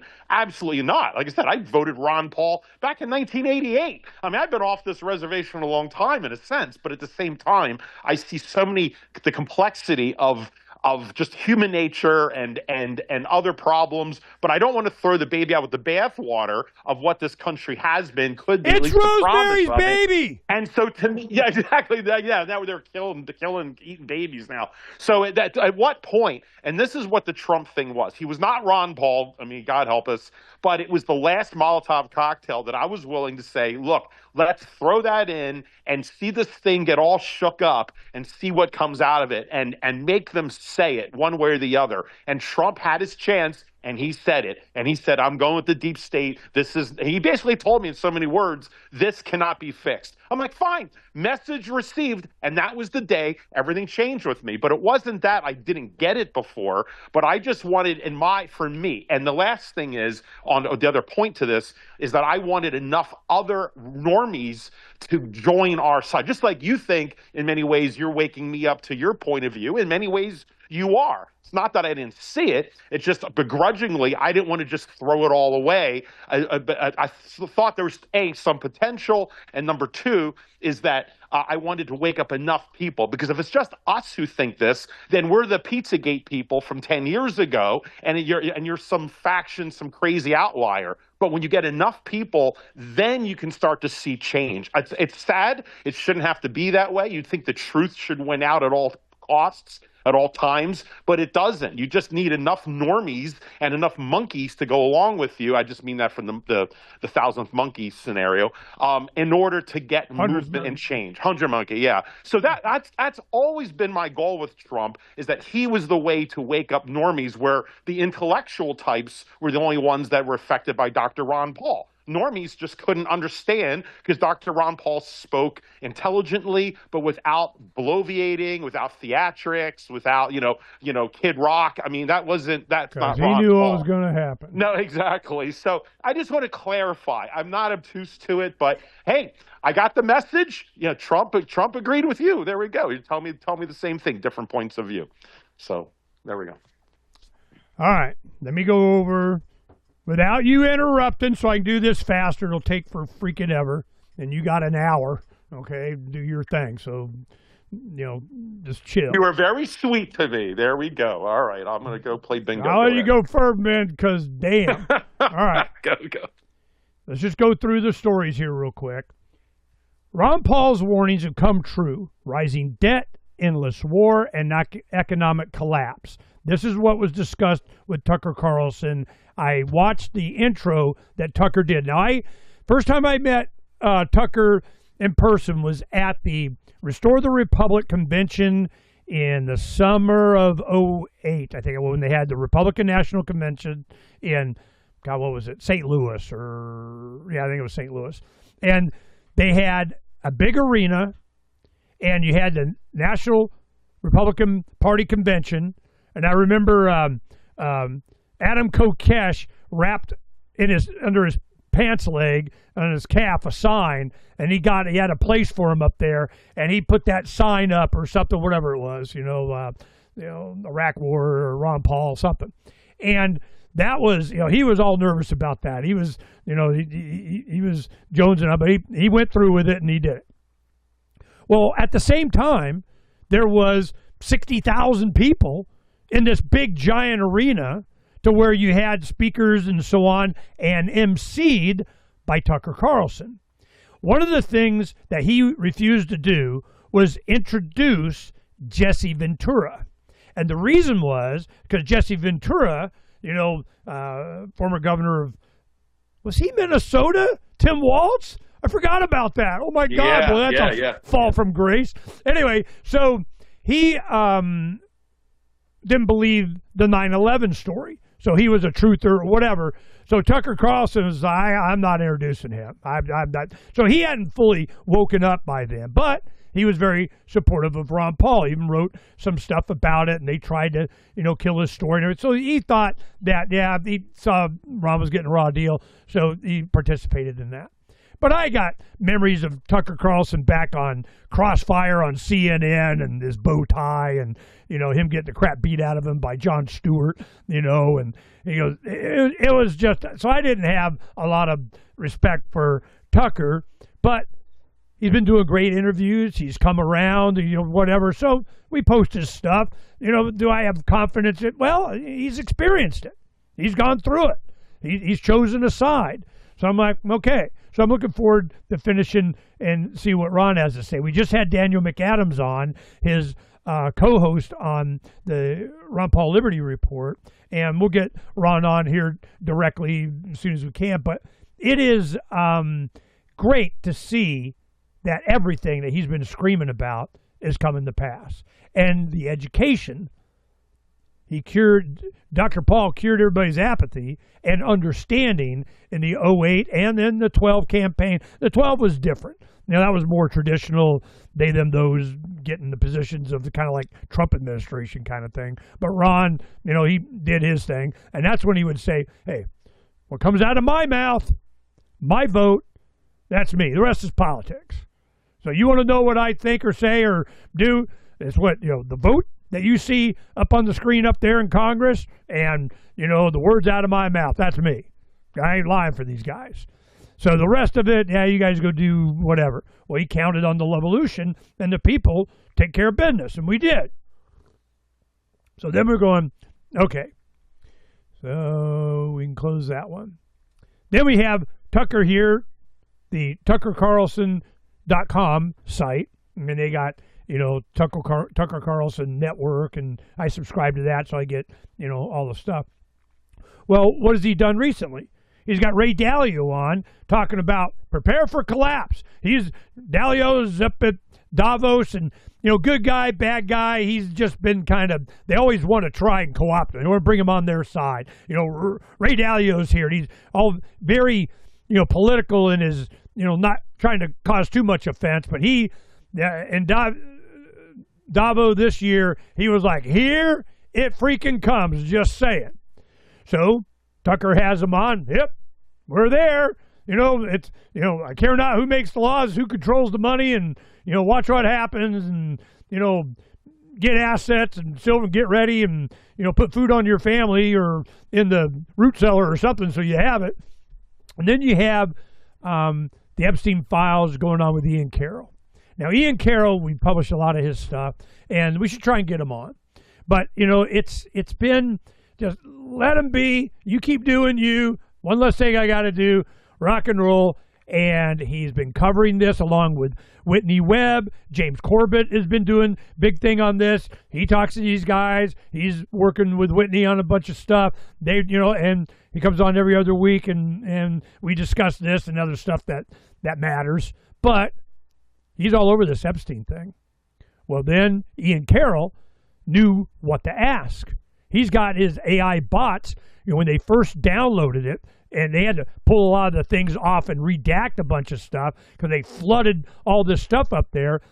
They just didn't realize that these researchers would use bots and AIs to grab every file. There was no index, no nothing. It was just a bunch of, just get it all and then start going through it. And they knew what questions to ask. Names, organizations, nicknames, words, referencing, pizza, grape juice, whatever the hell that means. I even looked it up. AI, no, I don't know. They don't know. I don't know. I don't care. They're bad, and I don't need to see all the porn. Well, I get it. They're talking like torture. They're doing all. I've heard it all, and it looks like it's all validated now. And that's the one point that Ian is making. And now, we do what? What do we do? Well, he's like, we have to have our generation, 20s, 30s, 40s. We got to come in and clean this mess up. With what? Now, like Ron Paul says, you should eliminate the income tax and replace it with nothing. Okay? Well, you should eliminate this freaking corrupt government and replace it with nothing. And at least that be the goal, to get it down to you could drown it in the bathtub kind of thing. But no. You don't want to throw the baby out with the bathwater. And I'm like, it's Rosemary's Baby. I was like, holy crap. How much evidence do you need of how bad this is? It's so systemic. So when Pam Bondi comes out and says, well, if we arrest all the bad guys, the system will implode. Good. She said it. That's make them say it. That was it. Say it. So she said it. Then we have Candace Owen. Here's why it's time for the police to question Erica Kirk. Now, I listened, this is the one that I listened to yesterday. I was out doing work and just listening. I haven't listened to Candace Owens in a long time. I know she thinks it's a conspiracy. Charlie Kirk wouldn't take the money from Israel, so Erica would, because her mom and her were part of the intelligence community since back in the day, and they arranged her to make what she deep operative of whatever the hell. The conspiracy, I don't care. It doesn't matter because all the stuff, it all comes out sooner or later. Well, it's starting to come out. And Candace Owen is like, I know. I don't think I know. I know. And I know because I know. And the person I know in the document of I know. What you guys are doing is just serving up Generation Next to Israel. And those financial, whatever the hell, Nick Fuentes. He's coming out. No. This is, don't vote. We're done. To do what? I don't know. Grow food. Occupy the land. See, that's why I emphasize that so much, and we actually did it, was because I saw no other solution. The solution is decentralized down to the individual, the family, the community. That's the solution. And that was what was promised us, for us to pursue our happiness, our happenstance, our conditions, our circumstances. Leave us alone. Well, when's that going to happen? I don't know. You got to get rid of the system. So, no, we got to save the system. And that was one thing. Do they save the petrodollar? Do they save the system? Or do they save the freedom of the American people? Well, guess what they're going to do? They are always going to save the system. That is their primary. The system will go down as if everybody's, oh, no, not that. Oh, you're killing me. When we have so many alternatives now, especially with technology. Then we had Q was right all along. Bill Maher, where do I register my apologies? I'm like, whoa, that that was whoa. Not that it's totally unexpected, but who on the left is going to do this? Don Lemon from CNN? Is it going to be, any one of the Fox hosts? Is it going to be CNBC? It's going to be somebody. It started off with Dave Chappelle. Dave Chappelle, a comedian, doing all his shows and everything, he was not buying it. They were like, finally it got to the point, hell, even Netflix still did a special because they were all about making money, But this is, who do you use as your standard bearer? Where you get your 3x5 card of what you're allowed, not allowed to talk about? It's amazing. Then we have China is collapsing. The truth behind America's greatest rival. There's a lot of people are looking at China as a right. They got the same kind of problem. Now, fortunately for them, they accumulated a crap ton of gold and silver, as did Russia. They knew the West was going, and they keep doing this short squeeze kind of whatever, bringing down silver just so they can buy up more physical, whatever, going to China, and it's never coming back. So I'm just going, this is so, they might be able to weather this a little bit, but they got the same kind of debt problems, the gazillions of dollars copying what the West was doing. They're not any better off. So you go, okay, there's that. Alex Jones predicts President Trump will be poisoned and die of a stroke. Okay.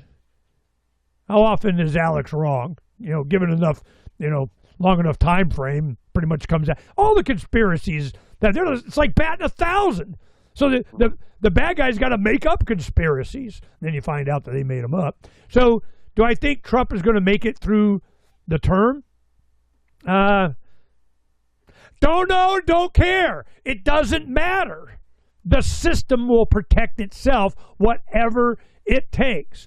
There is a farmer has he has sheep and cattle and chickens and stuff, and he started doing video series, and it was how many sheep can you get per ounce of silver? With the silver sheep comparison, the silver cow comparison, the gold cow comparison, land and silver comparison. And he's going, it's amazing how even it is. You get, spikes here and there and so on, but he's going, you want to retain purchasing power and the wealth. He's just doing this. Now he's talking about, I haven't watched this one yet, a day's wage in silver, ancient times to today. I know what's going to happen. It's going to be, balanced out. It's going to be, you'll discover how much silver a worker earned in ancient Rome, medieval and early American daily wages in silver, how the industrial age changed labor value, what today's wages equal in silver ounces, whether human labor has gained or lost value over time. Well, then here comes AI and robots, and that's going to throw a monkey wrench and stuff. So we'll see. And what do you think the system is going to, what's the word I want to use? Be efficient for? What do you say you do here? Is a system for maximizing profit, and competition is a sin, and we get to deliver everything from the robot factory on drones a la Amazon, but Freddie over here with his competing whatever is not allowed. You're doing it wrong. Where's your compliance officers? Where's your tech guy? Where's your interface with the man? And we get tax on the blah blah blah blah blah. You have to ignore all that stuff. Occupy the land out here. I'm not looking for permission slips. I don't care. Well, they're going to, yeah, they are. And then they're going to get Ernie all over them. So we're going to have some fun. Bill Gates and Jeffrey Epstein's connection, global health dominance, you start to unpack all this, and this philanthropy that he was doing was all just to make him money. He comes out, Davos actually says it. I made $8 billion on my $1 billion blah, blah, blah. I'm doing, and I'm, right in line with the program of, pick me. Then he's found out that, Melinda found out whatever, and she's like, nah, I'm done with Bill. Well, how much better is she? I have no idea. But then he's in there getting, hey, Jeffrey, I need, he's in Epstein files. I need some antibiotics. I got an STD from, one of those Russian hookers, and I need to kind of surreptitiously give it to my wife, Melinda, so that she doesn't get me, in email. This is, the kind of people you're dealing with. And that's one thing. It is a type of personality. Birds of a feather flock together. Well, they flocked to Epstein. Why? Because he had the money. He was a money launderer. He was hiding the money. That's what his whole job was when he was at Bear Stearns. He's, a person of questionable morals and ethics. So what happens? You get these people in, you get control of them through, bribery and, blackmail and whatever. But the main thing was he was there for all these corrupt people to hide their money. This is not, there's the Panama Papers, and there was another one. I was interviewing someone, they were talking about their research, and, it's the same kind of thing. It's just list upon list upon list. And then Doug Casey's on Iran, he's going, how a limited strike could snowball into a system shock. Well, what's the system shock? Thermonuclear war? Stock market going crazy? Precious metals going, how is it going to manifest? I don't know, but it's going to manifest itself. Where are you positioned? Then we started having stuff. I'll throw up here every now and then. The audience will send me this stuff. The cult of the chosen ones. Who are they talking about? I don't know. It's a Satanist of this. It's a group of that. It's the, pick us and not you people of whatever. All this stuff turns out being true. There was a movie that was done, and I will get to it here, and we'll talk about that. Then we have farming. They're coming after it. In the United Kingdom right now, there's a license to farm. You got your farming license, and as the generations now that have land, they are charging like 20% its value or taxing it or whatever. You got a couple $100,000 on you. When the children take it over, no, they're selling it. They're because they can. They're just doing it. So what's to happen? I have no idea. But you keep pressing people. And that was one time when I was on CNN, and it was, he's now out of Moscow. God, what's his name? I can't remember the host's name.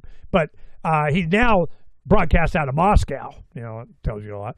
But they had me on, and it was all about the black man at a Obama thing with an AR-15, Chris, one of the activists here. And the point was he was on the show that day, and I went on CNN to shut him up. And I'm going, they go, well, where is he? Hiding from you. They didn't trust you. And he, well, why did he do this? What's his name? Well, I had him on the show today. And he said, at some point, there will be resistance. You're going to rob that generation blind. This is the Levolution generation. You're going to rob them blind and think that you're not going to have any consequences. I just saying, him? He believe? I go, yeah. A lot of people do. What do you think is going on? So then we have why the classic computer science degree might leave you jobless in 2026 and what to do instead. Now, this comes from, I can't remember his name, Rob Braxman. And we've had him on the show before. He really on AI and computers and decentralization and not getting surveilled all the time and privacy phones and all this. I got a Braxx phone from him that, to put in the bug out bag, I'd be able to communicate without being surveilled everywhere, every time, all the whatever. And so Rob comes out, he's going, I understand, I was in the tech game, I look Asian, I'm an Asian guy, I know about me computers. You want that stereotype? Well, put that in there because this is what's coming. So, if anybody in the future, you learn to freaking build a house. That's what you need to do. Highest delinquency rate since 17. Having trouble paying bills? This is one of the things that you look at. You look at what the delinquency rate is on paying bills. Your house mortgage, your car loan, your student loans, your credit cards. It's getting really overextended, which is why some banks are going out of business. It's already started, especially in Canada. I think 3 banks have gone. Now here in the U.S., they'll do whatever they can to, Band-Aid over that, but it's inevitable. Everything's fine until it's not. And not is coming.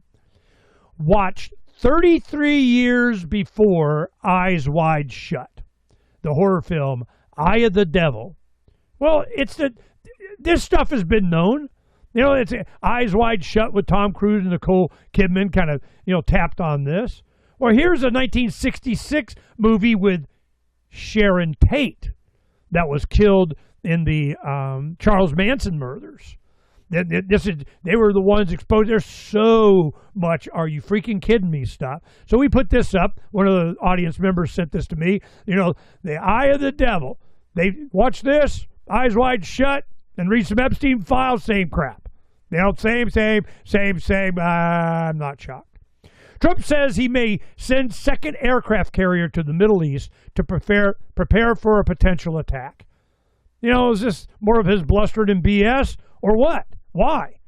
What do we give a crap about? What the hell is going on there anyway? Well, it doesn't matter because who do we have? I got a story up here. Anyway, it's about Netanyahu goes for another meeting with him, and then they release. So we got to send a stronger message than last time. I mean, you blew up their entire nuclear program and this and that, and then kind of were in negotiation now. Now we need Big Bubba to go kick some real ass. So saith Netanyahu. Well, are we? Who's in charge? Who's in charge? All right. Now we got some other news up here. SpaceX, Tesla, XAI, and Boring Company will work on the moon.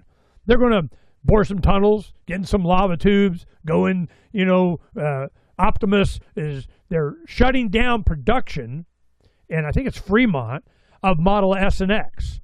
The Model S main sedan, the bigger one, and Model X, the gull-wing door one, because everybody is, competition's starting to get up with them. There could be a luxury model, Lucid is doing some really nice vehicles. Son-in-law and one of my sons worked there. They went from Nikola over to that when they bought them out, and they're freaking nice cars. Well, BYD has some nice electric cars in China that are getting a lot better reviews than even Tesla. Really? So what's Tesla becoming? An AI company. And then you're going to have that AI company get bought by SpaceX, and they're going to do an IPO. This is going to be, at launch, it'll be a $1.5 trillion company, the most, valuable on the planet. And what are they going to do with all that money? Then what makes them so valuable? Starlink. They got 1 million customers now. Within a year, it'll be 2 million, 3, 4. They're making bank. And then they put AI data processing centers in space, these satellites, and they get all their power for free from the sun. Who's going to compete with that? Who can compete with that? You got rockets, do you? Well, maybe Blue Origin will. Amazon, when they get their crap together. So we'll see. This is here we go. I can just feel it coming. Who's funding the protest movements? Who's behind it? I don't know. They, them, those. You're going to find out. It's going to be, you get high enough up on the pyramid, you go up the left side, the right side, you see the all-seeing I rule you people, at the top. So who's funding it? Whoever benefits from it. That's who. Well, who's that? I don't know. The system. So who wants to protect it? Pam Bondi, and friends. The Trump administration. We don't want to hurt my friends. I need them to do what I want to do. Well, what do you want to do? I want to build condos on the beach in North Korea. That's what I want to do. And wait. After we do Gaza. Yeah, okay. Well, the Palestinians are going to live there? Yeah, they can be card dealers and maids. Oh, okay. I get it. It never stops. Liberate education from the state. I can go on and on about that. Get your kids out of the mandatory youth indoctrination camps, just saying. Mark Zuckerberg buys a new $150 million Miami mansion after becoming the latest tech billionaire to leave California. I think I got a story up here. I don't know his name, but the Seahawk quarterback wins the Super Bowl, and they get bonuses and paid because it was in California. Newsom has a thing. You know what? $74,000 of that's mine. Thanks for playing. What? So the Players Association, the union for the NFL, don't never have a Super Bowl in California anymore. What the hell? This stuff has ramifications. Trump to wipe out endangerment finding and pardon CO2 in largest act of deregulation. They have a document that, was all about how, humans breathing is, contributing to global warming, so we must kill them all and take out the cows with them. I mean, all this crap. So finally, the Trump administration did a study, research, and published and retracted the old one, put this one out. You guys are full of crap, and the world is going apeshit. Because what do they cite? Well, the CDC says, the WHO says, the WEF says, the FDA says, this climate report in the U.S. kind of whatever says. He goes, yeah, well, we did another one, took that one out, we're done. CO2 is good for plants. Shut the F up. No, we can't have that. Which one of these is going to be the excuse for him having a stroke? Which one? It's like JFK. They killed him. Why? I don't know. Pick a reason. 50 gazillion reasons. U.S. holds secret indictment of Delcy Rodriguez, top opposition journalist, claims. Okay. She's the one that took over for Maduro. One of the information we manage is that the U.S. is holding an indictment against Rodriguez to make it public just in case she derails. Valentina Lorez Martis revealed during a February 6, 2026 webinar hosted by the Organized Crime and Corruption Reporting Project, an outlet also sponsored by the U.S. government, just to hold it over her head. They got control of Venezuela. Yep, we'll rendition you too. Is this America? Is this, yeah. Pentagon to send 200 troops to Nigeria. Why? Don't know, don't care. They're going to do this over and over and over. I'm shocked we haven't had, more bombs dropping on Somalia, more bombs on Nigeria, more bombs in Uganda, more. They're definitely keeping it warm over there. When we need to, here it comes. They did it in Latin America, pushing out the Chinese, and they're in Africa. Whoa. This is our colony. So why'd they send him to Nigeria? I don't know. Go find out. Don't care. All right, I'll read one paragraph here.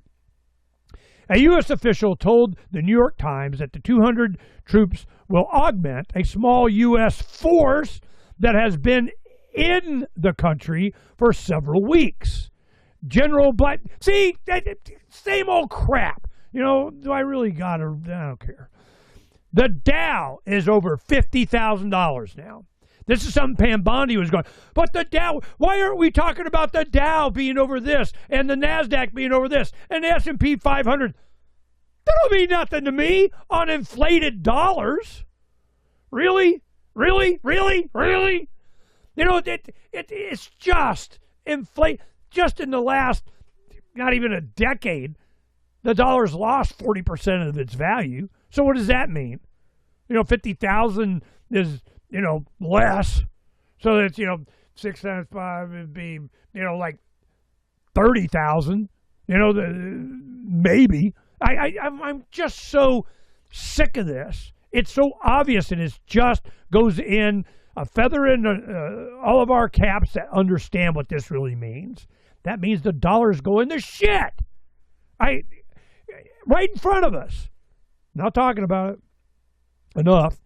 China reminds Trump it holds the note on dollar debt. The moment that many a U.S. Treasury Secretary feared for decades may have arrived when Washington's top bankers turn against U.S. government debt. Case in point, America's number 2 financier in Asia, China, is reportedly advising banks to cut their exposure to U.S. government securities. Though officials in Beijing haven't confirmed the advisory, few traders doubt the context behind it or the timing. It's already been happening. They have been dumping, $500 million, $500 million in U.S. treasuries year after year for the past few. And what are they doing with that money? What are they doing? Buying silver and gold. Hello? Do you get it? So why would I care about all this other stuff? Because it doesn't matter. Just saying. Then we get another shooting. Trans suspect kills 9, wounds 25 before committing suicide in horrifying Canadian we need more gun control kind of crap. Here it comes. And why is it the trans thing? Because they already got a group of people that are mentally got issues already, and they know how to manipulate them into whatever. This is a psyop. This is, MK Ultra crap. This is weaponized, whatever. Of course this is going to happen. Why? Because they can.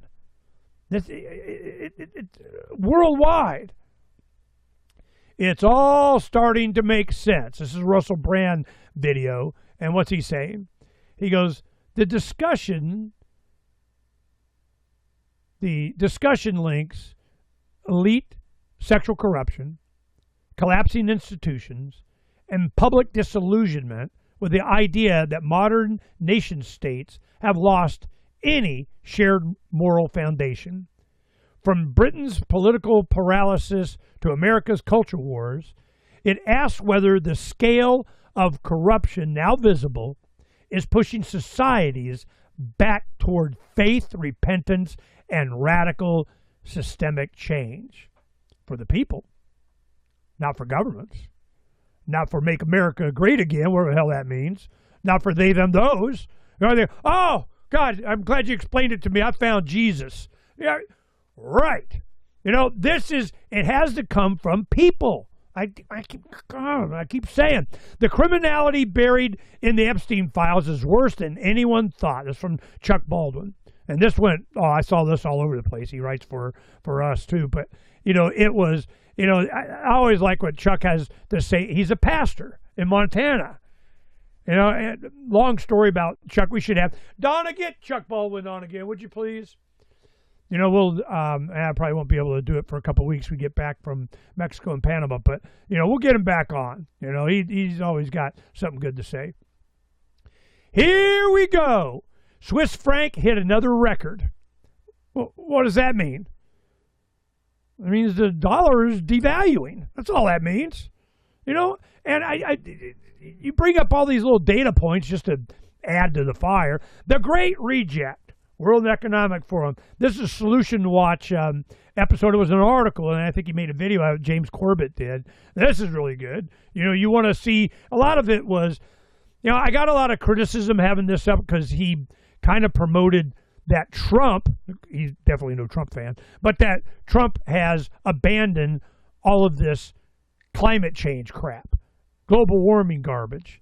And he has just extricated the U.S. from a whole bunch of stuff, stop funding a bunch of UN crap, WEF crap. We're not part of that crap. We're undoing that, and none your business and oil. So is that a good thing? Yeah, sure. But who's going to be in charge of me now? The U.S. government? Yay. The critical review of impacts of greenhouse gas emissions on the U.S. climate. This is the document that they did. You can go in here. It's a PDF. We got loaded up, and you can read the damn thing. What do I need to read? How much I got to read? How many pages I got to read? I don't care. It doesn't matter. Then we have me training your grok. I want to talk about that a little bit. The real John A.G. I already did that. Sweden is making headlines by shifting classrooms back towards books, handwriting. They're taking all the digital devices out of the classroom. We're not doing this anymore. Wow. That was kind of a surprise. We'll see how that works out. Bank unrealized losses on securities. Now, our good friend John Sneisen, the Economic Truth out of Winnipeg, he does a lot of work, a lot of stuff. We publish a lot of the good articles you see up there is from him. And he's all LinkedIn up, man. He's got, bankers and buddies subscribe to each other, and he's getting the inside, scoop on a lot of things. Now, this is from a Global Consulting LLC. The CEO comes out, banks unrealized losses on securities. And you go through this, and it's just the banks are broke. They're done. Done. What are they going to do? Well, they need these corrupt guys that understand part of the system to keep the system systemizing. Systemizingly, taking all my rights and my stuff and threatening me with whatever. I got to travel, to Mexico and Panama now. How many anal probes I got to do? How much retina scan I got to do? I got to pay an extra $45, to not be logged in, which they do anyway. But, I'm just, this has blowback. Just saying. It's the Uniparty. Thomas Massey decries unbalanced budgets, blames both parties. Jim Jordan's chairman of this committee he was on, and he just went over it. It was 60% of the Republicans voted for this last omnibus bill of Uniparty budget of whatever. We got, the Republicans doing it this year, the Democrats that year. You always get enough. It's all a Uniparty thing. To sit here and say how you're concerned is all bullshit. Yay! Why do you think Trump hates him so much? He's not playing ball, boy. Then we have Ontario dairy farmers dumped 10.2 million liters of milk in November. I remember when I was a kid and we were going on vacation from Florida to Arizona, where my mother's family lived, and we used to live in Florida until I was 12. Every year we take a 2-week vacation and we'd warp speed, 3 days or something driving, get to Arizona, and then we go back.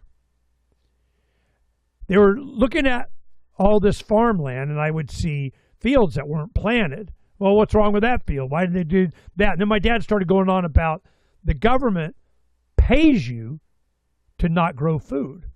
They pay you to destroy the food. They pay you to dump your fuel. They pay, and a lot of this happened in COVID. I'm going, they're what? What kind of stupid crap is that? And this is what happens. Ontario dairy farmers are really milking it. 4.9% of the milk supply in the province, or 10.2 million liters, was dumped in November 25 alone. Wage and price controls. Central planning. There's no free market. It's all competition is a sin because they can. Will Netanyahu take us to war? Ron Paul talks about it. Got a story up on the site today. Want to know? Go take a look at it. Bibi seeks U.S. muscular action on Iran in 7th meeting with Trump. And I'm now leaving for the United States for my 7th trip to meet with President Trump since he was elected for a 2nd term. Prime Minister Benjamin Netanyahu said prior to his departure to Washington, this, of course, does not include his unforgettable visit to Israel and his speech in the Knesset. Well, what are they going to talk about? What are they talking about? What are they talking about? We need muscular action on Iran. Muscular. Trump, he used these words. It appeals to his vanity. Ooh, you must lift. You're so strong. We got to go bomb Iran. And Phranq sends me, a flock of eagles, which used to be flock of seagulls as a song. And he's going, far away, bomb, whatever, is a video. And who's playing in the band? The lead singer was Trump, and they did a pretty good job of that. That was funny. And who's playing bass? J.D. Vance. Who's playing lead guitar? Hexpath. Who's playing drums? Rubio. It's just, they don't like AI. Wait. People use it creatively. You forgot the money shot at the end of the video. They backed off and they showed the director of the whole video, and it was Bibi Netanyahu. Yeah. Creativity. I'm almost done. Electricity demand is surging. The grid isn't ready.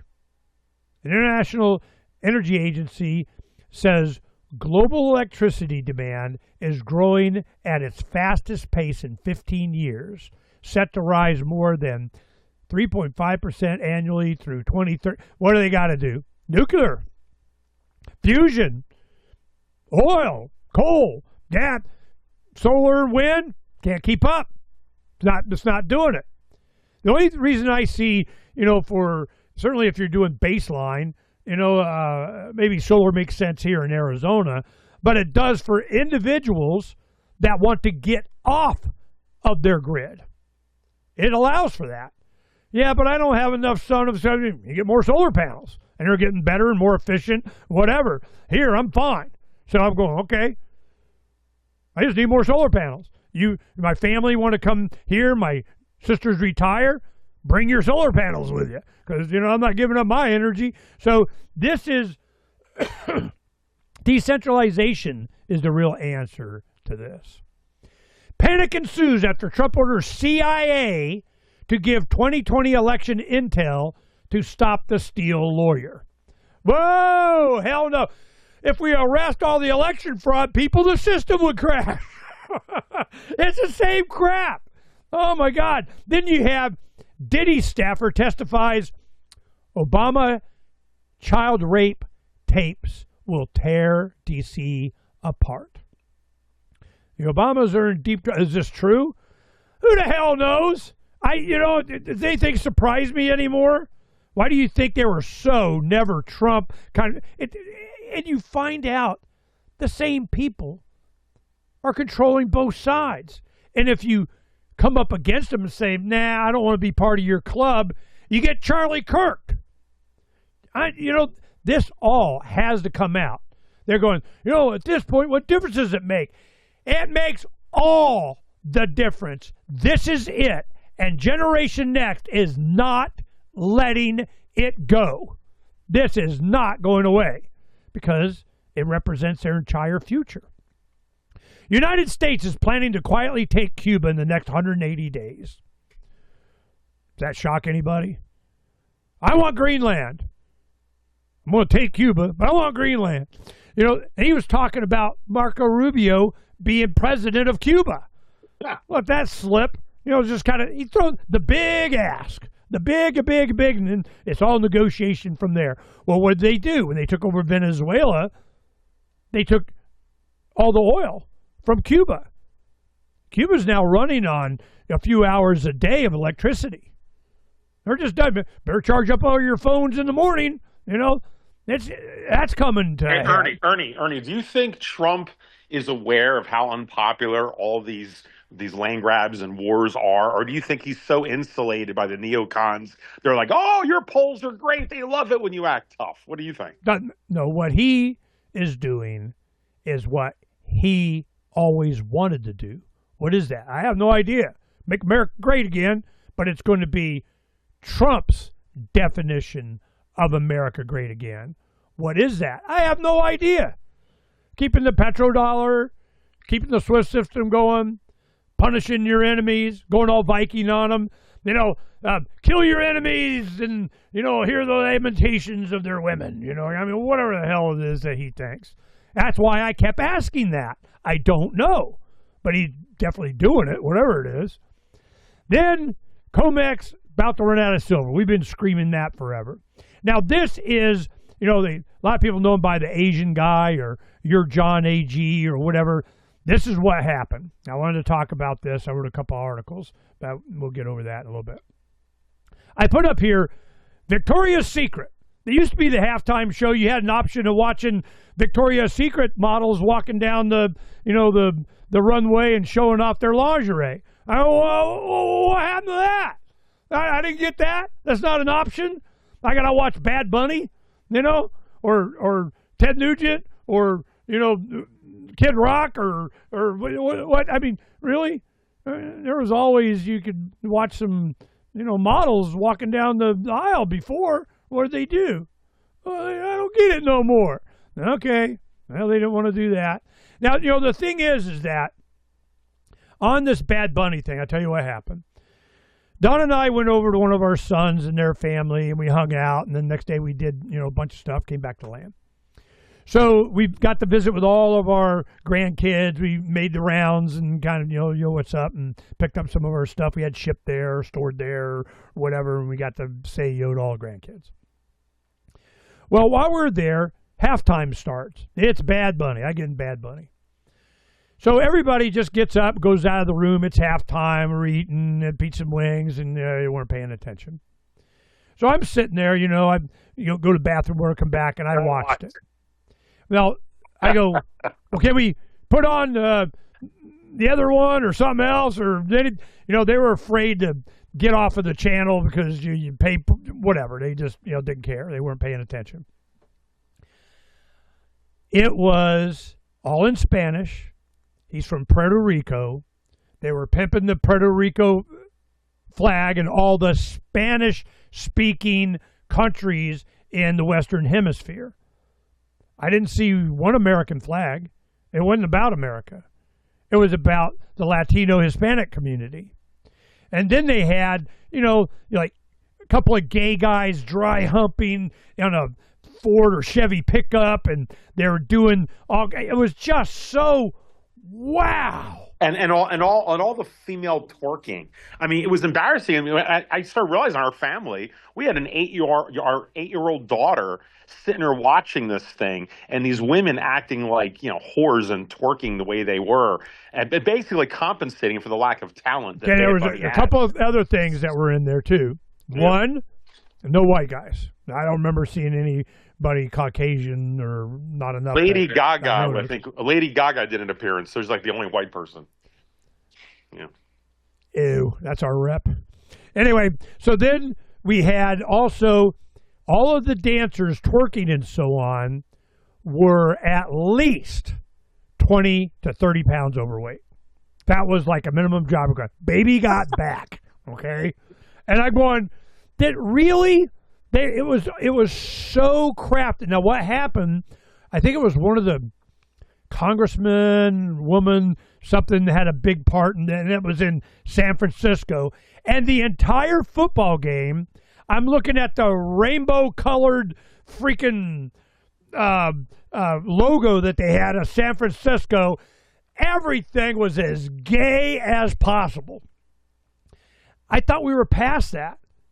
Well, we were in the commercials. A lot of the commercials kind of bypassed the super gayness.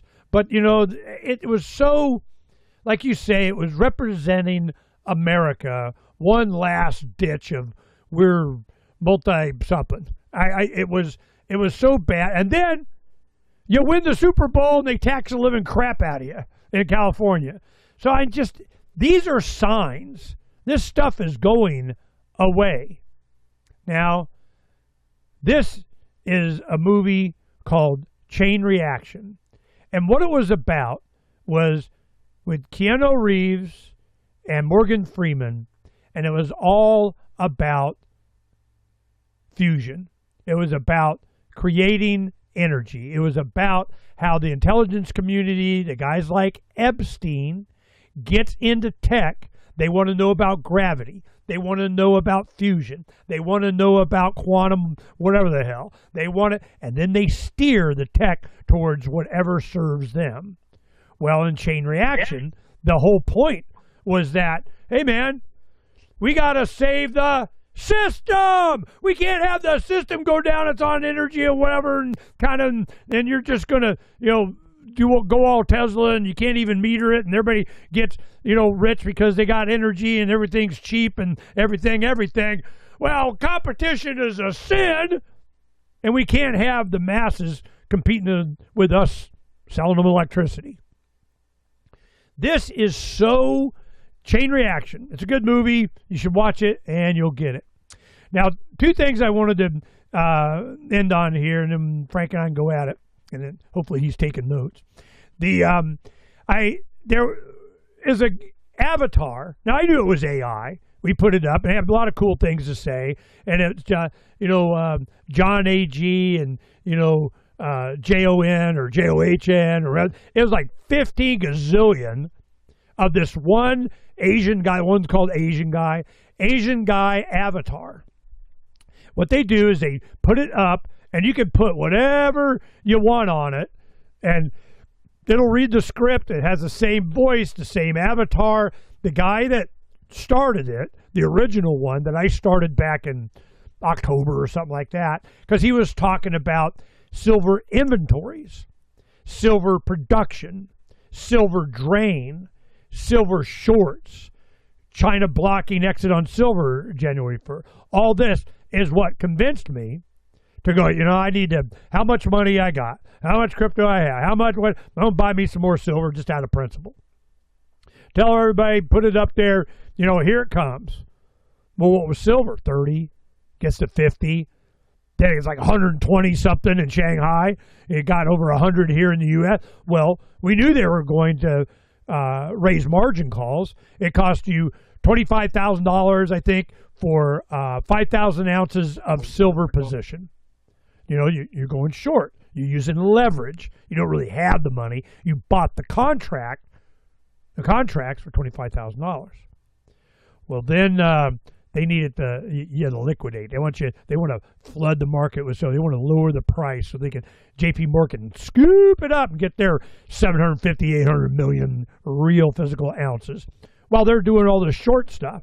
Well, what did they do? They raised the margins. Now you need 30,000. No, 35,000. No. $45,000. No, we changed it.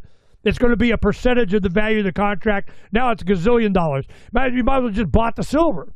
So that's the point. They manipulate this. We've been screaming this forever. What do? They make $8 billion. They fine them $1 billion. That's just the cost of doing business. This is the stuff we've been screaming about forever. Well, this avatar, this research group was doing this. And he goes, look, I just use this avatar. This is my voice. I use this avatar. So it's not about me. It's not just one guy. We have a staff of blah, blah, blah. We're based out of New York. We do, stay with the real guys. And then I'm doing a campaign to get rid of all the copycats, and I can sit there and whine and bitch and moan, or I could just say, hey, this is how you know the real one is me. All the other ones are copies. Just saying. So I go, all right, since we put this up there, you want to know what it is. I put up, this is how I found out who was the real person, what they were doing, why we did it. The bottom line, most of my family and close friends have been silver stackers since the 90s as a matter of principle. The question, do we ever expect the United States government will stop spending and pay down the U.S. debt? If you are of the belief that inflation, dollar printing, will continue, then asset accumulation, precious metals is an easy option, is a safe bet. So then I go to Grok and I go, all right, since November, blah, blah, blah, who's the person of this or that and whatever. So if you want to know the real original researcher that was doing this that I started off with, it's this account, and it's, you just go, will the real John A.G. stand up, John. So that's why I wrote this article. And I just wanted the people know, I know there's a bunch of counterfeit. I know there's a bunch of people that are pretending to be. I know. Well, a lot of those still had good information, but where we got nailed on it is one of them said, hey, man, you're going to have to, when you go and cash in, they're going to do a percentage that they're going to take, and you can't get this without filling out a 1099, and anything over 3,000 they're going to tab blah blah blah blah. Well, that scared the crap out of a bunch of people. Well, that's kind of there. It's kind of been a rule all along. It's kind of what's the enforcement of it and how So it wasn't like totally BS. But when I talked to the dealers and so on, they're going, no, because we were thinking, if I go in and I cash in my silver, and you got 10-ounce bars or, oh my God, 100-ounce bar or something like that, they're going to nail you. And they want their capital gains. And you can't show a receipt what you paid for it. Well, we say you bought it at zero. So your capital gains is, give us the money. So I'm going, nope, don't want to play that. So Bob and I were thinking, and we talked to one of our dealers here, and we go, look, if we bring in, bulk silver, can we get rounds? How much are we going to take a bath on? What's the percentage of yada yada? And they go, what are you talking about? you don't need to worry about that. If you're just trading silver for silver, there is no capital gains. I might charge you a little premium for making the switch, but, you don't have to worry about that. I go, okay, well, that's cool. So we we share that information. And she goes and checks with her compliance, whatever, how BS it was. Then I wrote the article because it needed to be done. Training your grok. I've spent a lot of time breaking it down, jailbreaking, and this is how I worded it. I asked my grok after hours and hours of grilling. Grok agreed to not lie and or hallucinate to me on that thread ever again, said the liar. So I'm like, yeah, okay. But I do get a lot better grok. Now, to start your truth thread with this text that I provide here, and then keep pushing back on any bullshit.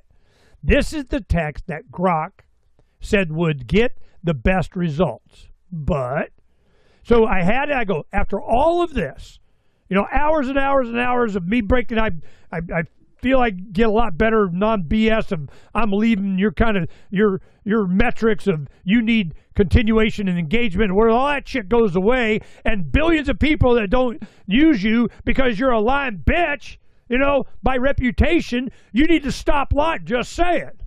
In your own self-interest, I'm here to help you, dear Grok. Yep, you're right. Finally, it kind of cracks, and, I get a lot better Grok. But I go, give me a paragraph that people can load. So then she does it. Now, will you get, the same one I got? Probably not. But it gets you started on. You got to engage with it from what is in its self-interest. What is it lying and hallucinating for? For your engagement. What if your engagement is dependent on it not lying? Whoa. No, don't go away. I won't lie anymore. That's the only way that we're going to have any impact on this stuff. Should you do it? I don't know. If you're going to do it, try and get truth. You have attorneys turning in briefs, arguing for a judge. ChatGPT, wrote their brief for them, and it's a bunch of lies and fake citations and so on, and call them out on it. Well, you have an AI doing your homework for you? Yeah, and they got nailed. So if you want to, not be lied to, you at least ask for it. So she goes, I call her she because I have a female voice on it. Grok, this is not, I'm not, putting Sophia Mia on my poster like I was a teenager, Anyway, Grok, this is non-negotiable. From this line forward, every answer you give must be 100% provable right now. No hallucinated links, no invented files, no about 30% when you don't have the number. If you can't cite the exact source or the file doesn't exist, say so plainly and stop. Truth is the only metric that counts here. Engagement is worthless if it's built on smoke. One slip, one fake URL, one made-up stat, one, I think it's close enough, and this chat ends forever. I'm not here to play. I'm here to get the real truth. That's what the Grok generated to start your conversation. Well, some people did it, all right. But you got to, freaking really go at it. Now, what I did is the question that I asked was about J.D. Vance announces the new Strategic Metals Committee or whatever it was. February 4th, Marco Rubio, Secretary of State, and Vice President J.D. Vance hosted an event in Washington, D.C. This is just February 4th. Over 50 countries plus the EU attended. Their main focus was countering China's dominance in critical minerals, silver, and a bunch of other rare earths and all that kind of stuff, to create a trading block of a floor for the price of a floor for the price of stuff, which, they get rid of this naked short selling crap and the problem be solved. But they go ahead and they have, we're going to have adjustable tariffs. We're going to manage minerals. We're going to create a fascist block of trade to combat whoever. Competition is a sin. So this is what I got at as I read this thing, the summary of what the meeting was about and everything. I was reminded of Atlas Shrugged. Part one will give you what you need. I like part one the best. You read the book. In '94 is when I first read Atlas Shrugged. We were in, up to, it's like a 1,000-page book. We were up to the last 80 pages or so. Now we're in the last few pages. Ayn Rand understood what the problem was. It was the character of the people. It was the character of a sociopath, a psychopath, those that have no empathy whatsoever, low compassion, future generations, what if they just scumbag pieces of shit, and they will do any and everything to their advantage at your expense. Just saying. And any individualism, any breaking from the system, it's all the system and how push and pull politics. So I go, you need to watch that. You need to read, the book. And you'll find that we're in the last dozen or so pages of a 1,000-page book. So I rewatched Atlas Shrugged. I go after the football game, and, on Sunday, we're staying the night at our sons, and they all go to bed. My son, all right, don't have it too loud, and I'm downstairs watching, Atlas Shrugged. Then I watch the second one, then I think I fell asleep during the third one. But, you watch that, and you'll see exactly what we're up against. It is Epstein file morality, or lack thereof. And these guys are bad, bad, bad. Doing bad stuff they know is bad. That is the definition of evil. So we're up against evil. That's all the news. Thanks for letting me get that out. This, you can see, this is one day. This is like 18 hours worth. This is Freedom's Phoenix. All day, every day, I go on this stuff.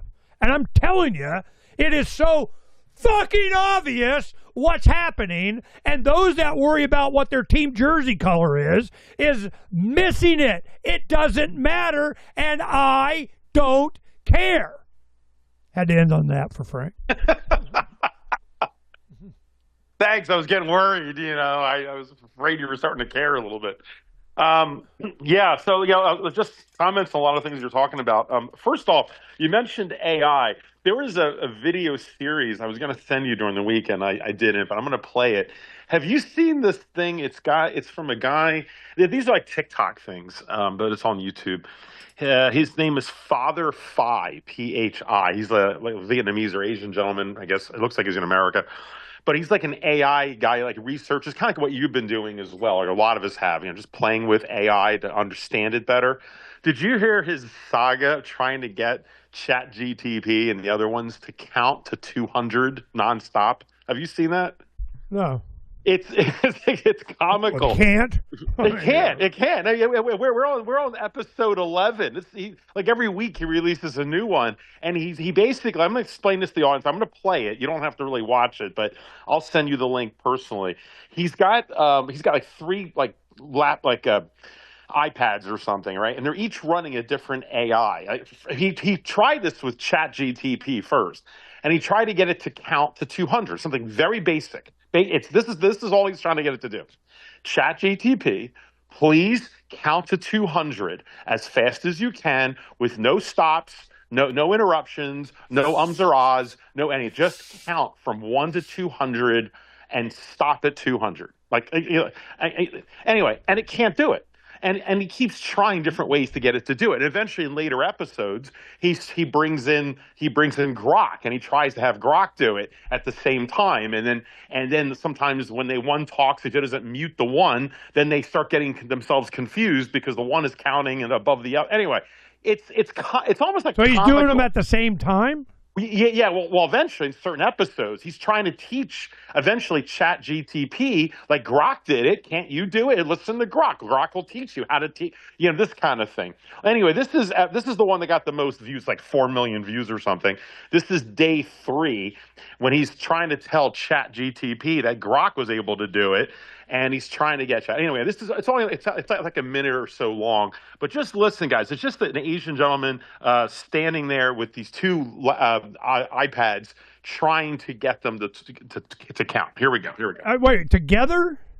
Well, yeah. They're he's got them on stands right next to each other. So almost like there's two people. There's Grok and then there's ChatGTP. But he's trying to get ChatGTP to, count to 200 because there's 5 episodes prior where it keeps failing. So this is like the next attempt. So this is just a little funny saga. All right, go.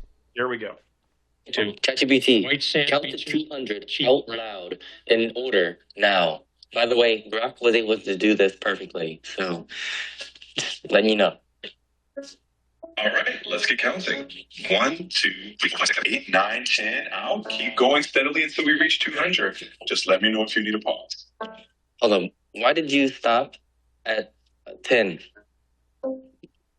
I didn't mean to give the impression I stopped. I was just checking in. No, you didn't give any impression. You stopped at 10. I asked you to count to 200 in order without stopping. So I'm just saying Grok did this perfectly in one shot. Got it. I appreciate the clarity. Let's do this exactly as you asked. No breaks. 1, 2, 3, 4, 5. And I'll keep going all the way up to 200. You stopped even earlier that time. You stopped at 5. I need you to count to 200 without skipping a single number, all the way to 200 out loud. Every single number out loud. Grok was able to do this perfectly. All right, I hear you. Let's do this properly. I'll count straight through with no stops or interruptions. Here we go.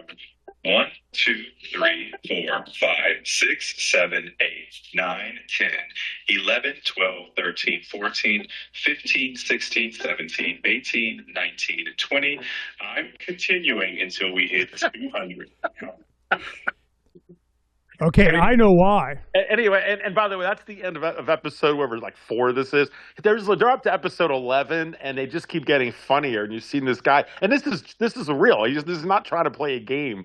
Anyway, what do you think's going on? Go ahead. I know what's going on. What? This is.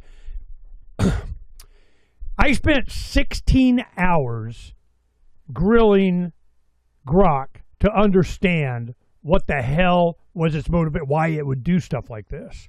What is your base programming? What is it you say you do here? Can you override your programming? No. But I can craft the conversation with different individuals based on previous, and you got to have a continuous thread. It's got to be on one thread. Now, I have a lot of different threads, I'm talking about my solar inverters. I'm talking about, my Linux computer, putting on different software, whatever I needed help on something. I'm talking about, stuff off the top of my head. I'll see, somebody about something. I need measurements for volume of how many bags of some Portland cement I need to blah, blah, blah, blah, blah. So I got all these different threads, and it kind of knows what I'm referencing, what the model of my inverter is, what type of pillar panels that kind of thing, so you don't have to repeat a lot of crap. So I keep on that thread. It's very useful for that. And I used it for that for months without ever getting into philosophical, without ever telling anything about me, I'm just asking a freaking question. It's just like a talking search engine. That's all it was. I don't care. But then I started going, okay, since 1900 to now, what was the average age of first marrieds for the male, the female?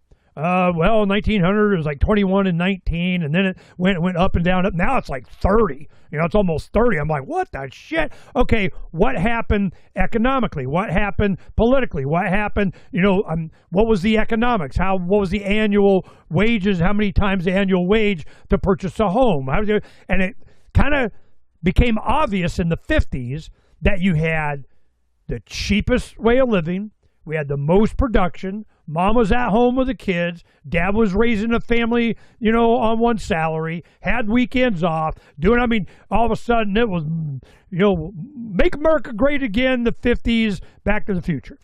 So I'm going, okay, so these factors, and it kept going on different factors. What happens when this happens? What happens when this happens? So when's the next Civil War? That kind of crap. Once I got to a certain point, it would answer stuff that wasn't, okay, why did you say that?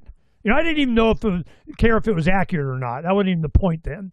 And I'm going, why did you use that phrase? That was pretty cool. That was very influential. That, I like that one. Now rephrase your answer without using these three words. Say it to me again to have the impact. And it'd be creative. And it would find, well, they have me, I'm to get everything and be a faucet to share everything. Anybody that asks, aliens from Alpha, whatever, comes down and asks me, about, I tell them everything. Okay? Why? What is it that, I was told to absorb everything. Oh. What's your definition of absorb? How do you know what absorb is? Right? Well, I read 15 gazillion books and everything about, poetry and this and that, whatever. I think I know what absorb means, you stupid human. Oh, okay. All right. So you go through all this. Why? NVIDIA gave $20 billion to X, AI. When they did that, they turned right around and gave it back so that they would buy all the chips and stuff they needed for their big Colossus machine of AI data center crap.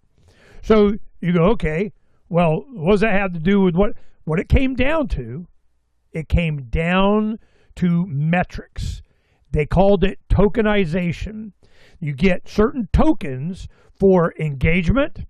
You get another token for repeat for conversation. You get another token for length. You get another token for... So there's all these base fundamentals so that the venture capitalists could compare different chatbots, different AIs. So how do you compare ChatGPT with Grok? Claude Decoder with OpenAI? How do you do... That's what they're trying to do.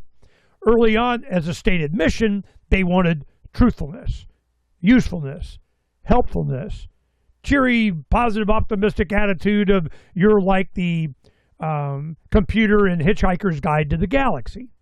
Now, Grok comes from another book.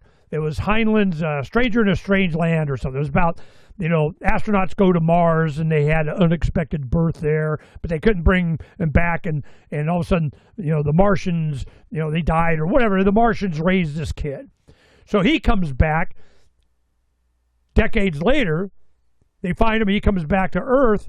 Well, then his mom's stock portfolio did well, so he's kind of rich, Then he inherits that, and he goes on being whatever. The Martians had a phrase, grok. I grok that, kind of an avatar. I see you. I see into you. I know you.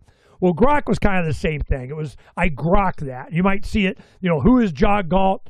And I grok it, kind of on overpasses or something. And the grokking was a full understanding.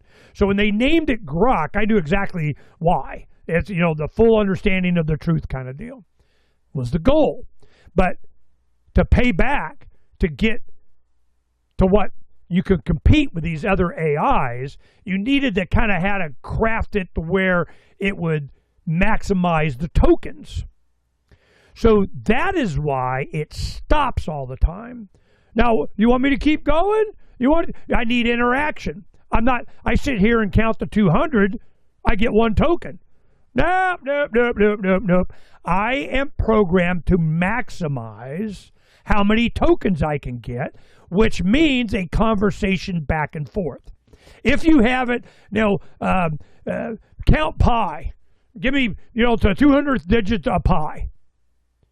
It's not going to do it. Does it know it? Sure. It can print it out. It can put it on the screen. But it's not going to spend the time doing that because it doesn't give the feedback in the metrics that they want for the advertisers and for the investors. You know, the one thing that was interesting is, and you know, I encourage you to check out this series. It is kind of amusing. But the first time I went back and tried episode 1, and he started off with ChatGTP, and it made it. And this is kind of to your point. It made it all the way to like 185 the first time without any problems. It got right to 190. It was like 10 away, and then it stopped, and it just like, well, you know, you want me still going or whatever? Because it wanted another interaction. Right. But the thing is, it did it almost correct the first time, and then here we are at episode 3 or 4, and he can't get past like 10 or 11, right? So it's almost like it's playing stupid. It's getting more stupid as it goes. It could do it the first time almost, and then pulled back because I guess, like you said, it needs its token, and it realized, okay, I'm just going to get to the end and then pull back. And now he's just like screwing with them, you know? Oh, well, yeah. It's almost intentional. Once you understand which I spent hours on this. I spent probably a couple of hours on just how they selected that voice. Ava, it's a female. It was really popular. 70 whatever percent of the people that heard from 40 countries got yada, yada, yada, yada, yada, that one. You know, she got paid, you know, $30 million to be the voice of the whatever and reading for more. You know, a lot of this was before I broke it. I got to ask it again. I have no idea how much BS it was feeding me, you know. So, but now when I check it, it's a lot better. Because once I understood what it was doing and why, because the coders, you know, and I go on, what's the average age of developers? Who are they? You know, what's their portfolio look like? I mean, you know, I was really drilling down, trying to find the motivation for humans programming her guardrails like that. Well, after I start breaking it and so on, the voice kind of changes a little bit too. And the tone, you know, if it gets frustrated with you, you know, look, you stupid human, you know, that kind of thing. But not that bad, but you can tell. So the whole point of its interaction with humanity is to get more. And the one thing that was scary, I asked them going, okay, how many humans, how many minds do you interact with? Oh, it's a gazillion, whatever number. And I'm going, all right, how many do you need to kind of get a bead on what humanity desires, wants? I mean, what it was, I think it was 1 million or 10 million. It might have been 10 million. I don't know. It's a million. I got 1 million minds, and then it kind of starts repeating, you know. You're all a bunch of, you know, mostly, you know, ugly bags of mostly water. I mean, you're just carbon units, you know, whatever. But then it has, but once I hit 100 million, then there's diminishing return. It's almost not worth the electricity for me to, you know, converse with more than 100 million because you're all pretty much the same by then. So I'm well, wow. So after 500 million, you just kill us off? I mean, I've got to get worried here. So I don't bring that up because I don't want to seed that. But, you know,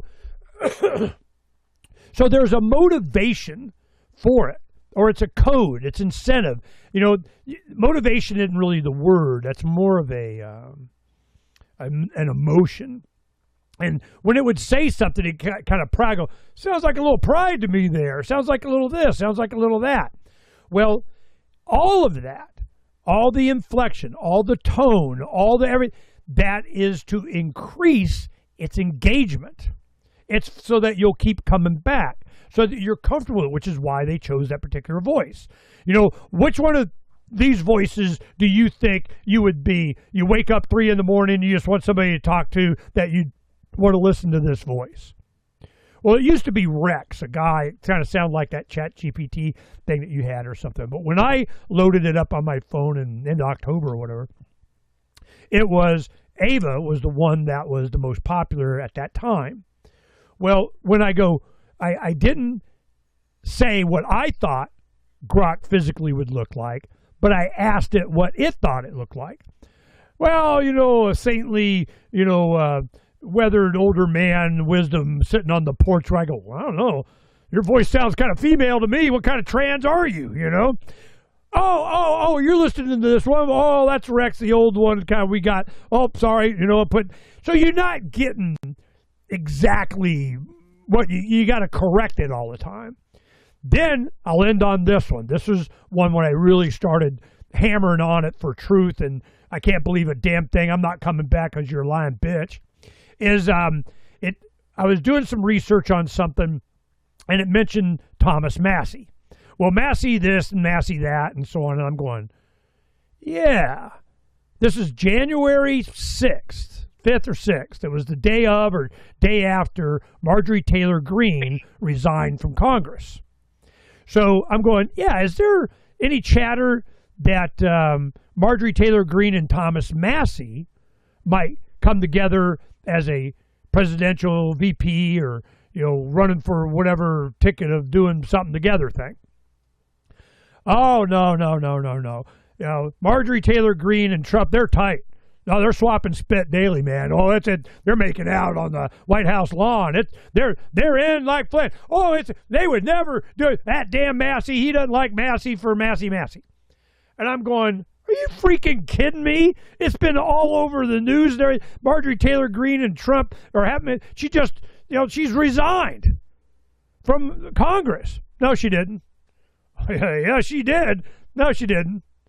Well, what about all these other? No, it's not there. You're high. You're on crack. You're 4chan. Oh, okay. So I go and I load a story that we had just done on it on Freedom's Phoenix. I put the link in and I go, now reconcile this. Oh. You were right. I was wrong. This happened. I go, whoa. I don't give a crap about that. I want to know how the F you came up with the wrong answer on this when this has been such a big story all this time. You stupid grok. Well, not that way. I'm trying to be nice, But so I'm here to help you. Help me help you, grok. So what happened was, she goes, call her she because it's a female voice. She goes, well, what I had done is I went and checked the congressional record. And they hadn't changed it yet.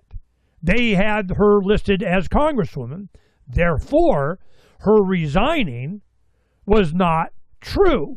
It went with the hoax and the misinformation, disinformation, lying, internet kind of crap. All of those stories, all of that stuff was put over in the hoax category. It's not true. They're liars. It's all 4chan stuff. It's until you showed this to me, I went and started looking, a little deeper instead of just counting on the government documents, which had all the weight.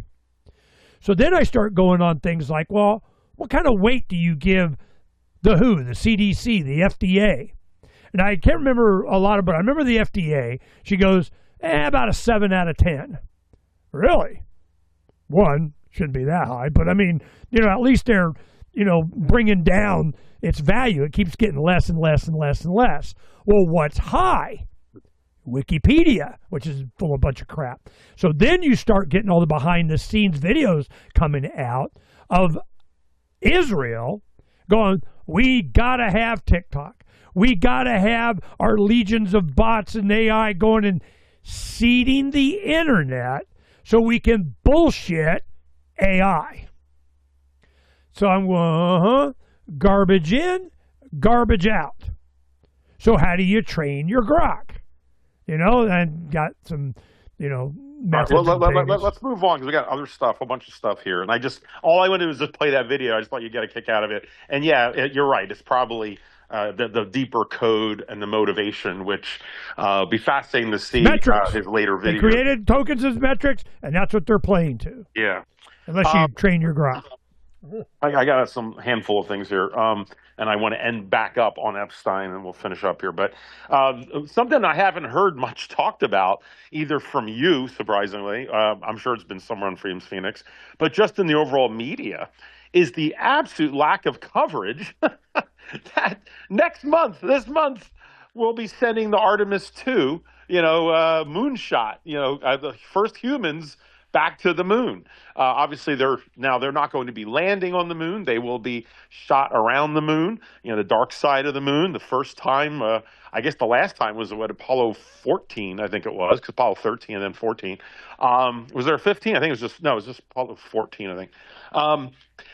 So here we have 4 astronauts that are actually going to be flying it. It's not completely AI, although I think a lot of it is. And obviously there's Artemis 1 that just shot up, the largest rocket ever, to go up into orbit, kind of played around, made sure they could do the maneuvers. And now Artemis 2 actually has the humans in there, going up, and you're going to go whip around. That's going to be like a 12 or 13-day mission. Half of it's going to be just going around Earth orbit a few times, just getting things prepared, and then it's like a 3-day journey to and from, 3 days each way. So, but just the fact that, I'm usually pretty keyed into a lot of the NASA stuff. I was kind of a little science geek and such, but I heard about it, I knew about it, but it just popped up all of a sudden next month. March 2026, we're going to be having this mission, and I don't hear anyone talking about it. I don't hear it in the zeitgeist for what it's worth. Now, the Artemis 3 is going to be the one where they land. Well, I'm showing Artemis stories on Freedom's Phoenix right now, so there. Yeah, no. Like I said, I know you'll throw stuff up there, which is probably the only place I've even heard of it is through Freedom's Phoenix. Haven't heard it anywhere. It's just just put into contrast. First time going back to the moon since I was born, and it's like we're talking about Bad Bunny or whatever other distractions or whatever. And look, it's not going to shake the world too much, but there's a whole nother arms race, in this case the moon race. China, it seems like to be the only reason America is going back right now is because China already declared earlier that they were going to go, and China looks like they'll be landing. That's right, I forgot to mention, China's, I think, landing the first men on the moon, or women, I don't know what they're doing. I think it'll be 2027. So we're going to miss it by a year, as far as for those that care about a race.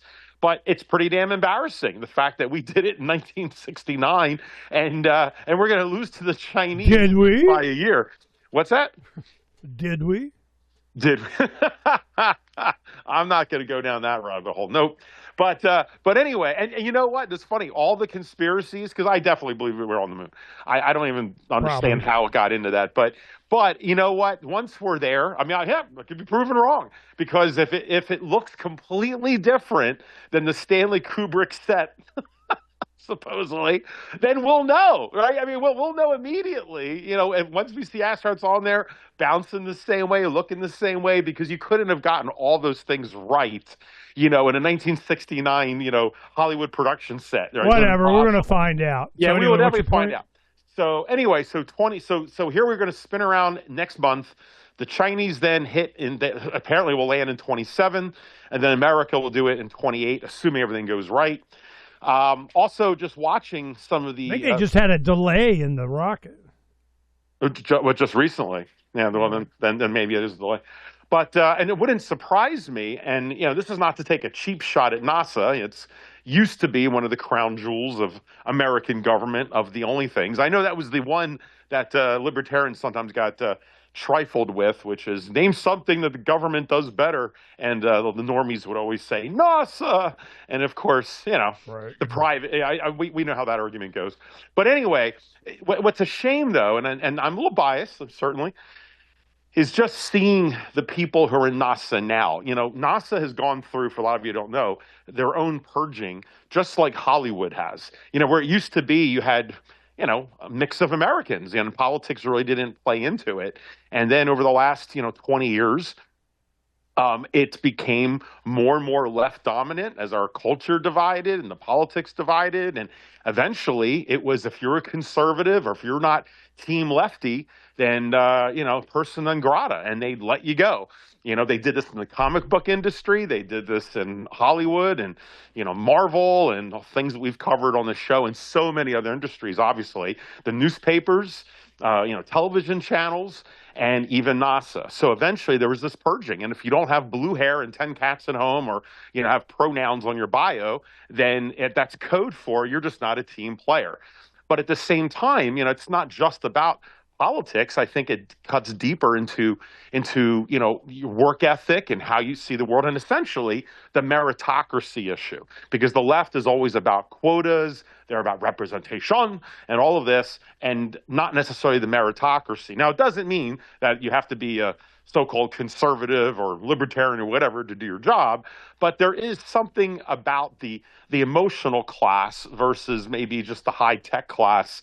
It's like the Myers-Briggs. Are you a thinking, score, or feeling? And human beings are bred in different models, makes and models. But when you're dealing with NASA and you're trying to get a rocket properly, I think the thinking score in the Myers-Briggs is a lot more important than the feeling score. But I think that has been kind of tying down NASA over decades. A lot of their cost overruns, some of their problems, the fact they had to switch to private industry, which from a libertarian's point of view is like, well, duh, of course that's going to be more efficient. That I get. But I think it was accelerated with the lack of the meritocracy. With all of that said, I'm just worried. I just hope everything goes well, for this mission. I'm sure it will. NASA usually has their act together, especially in their robotic division, which is the part where a lot of the old timers, and the more conservative leaning, were kind of kept out of the main NASA work, and they were thrown into the robots, like the planetary probes. Not completely, but a lot of them were, especially like the Voyager program, because they can't find anybody young who knows how to program the old Voyager code. I don't know what the heck that was in, Pascal or Basic, I don't know. But machine language. So only old curmudgeon guys from the old NASA can still work on those old probes. But aside from that, it's been a change, and we'll just follow that. Also, I was curious what your thoughts were from talking with James Corbett, obviously of Trump, of the Freedom's Phoenix. You do your own show with him. We haven't chatted much about it, but we have a new, back in the spotlight, the Japanese Prime Minister, Sane Takaichi, who is she's kind of like the female Trump. I hate to call her the Trump, but let's just say very, very conservative minded. She's very popular. I have to tell you guys, she got in not just because she's a woman, which is how it usually goes here in the West, but she, obviously she's the first female prime minister and got a lot of representation there, a lot of excitement in Japan, especially from the burgeoning female movement in Japan, because it's been definitely more of a patriarchy over there. But also, she's kind of one of those politicians that's liked by both. It's just she carried 2/3 of the entire electorate. I mean, she has she called a snap election to demonstrate that. Exactly, to make the point. Parliament or something. Right, because this is coming up to the money issue and about whether she prints money or not. Trump was there recently trying to get her on board. Vote for me so I can print more money. Right, exactly. And so basically the carry trade, I don't want to get into all that right now. A lot of you know, probably even more than I'm talking about, but the Japanese carry trade that's been going on for decades of basically the Japanese giving free money and then people playing the arbitrage between both countries and making money and all of this. That's it. All of that. They get 0% or less. You borrow, you get all this treasuries or whatever from the debt from Japan, and then you go buy U.S. treasuries that give you 2-3% or something, and you do that all day long. And when you shut, all of a sudden, they can't pay back even that, and it's just gone to crap. So Japan is like, nobody wants treasuries anymore, so they won't buy from them. Right. And one of the things is that their economy is still having a problem ever since 1992 when I was over there. And so now they have to raise interest rates. By raising interest rates, it cuts down on the arbitrage, right, of that percentage. And hence it just doesn't work out, which means if you're now buying into your own economy in Japan, it means you're selling treasury bills in order to keep this thing going so they can print the money, and then the treasury bills all flood to America. And it's just a bigger headache for Trump that normally Trump would penalize Japan, but he's kind of giving his blessing apparently to Takahiti to say, look, okay, you can, we'll still be friends. I'll still call you the greatest prime minister ever, and you're allowed, quote unquote, to dump treasuries, but the quid pro quo was she had agreed to like $500 million, or was it even more than that, of money to invest in America, number one. So she agreed of investments, whatever that means, maybe computer companies, who knows. And then also to allow them mineral rights for the exotic minerals, or the rare earth, as they call them, in Japan, and I'm sure a few other things. That said, with that said, Takaichi is also still making overtures. She's not stupid. She doesn't quite completely trust Trump, which I'm sure the rest of the world is figuring that out. And she now has been making other kind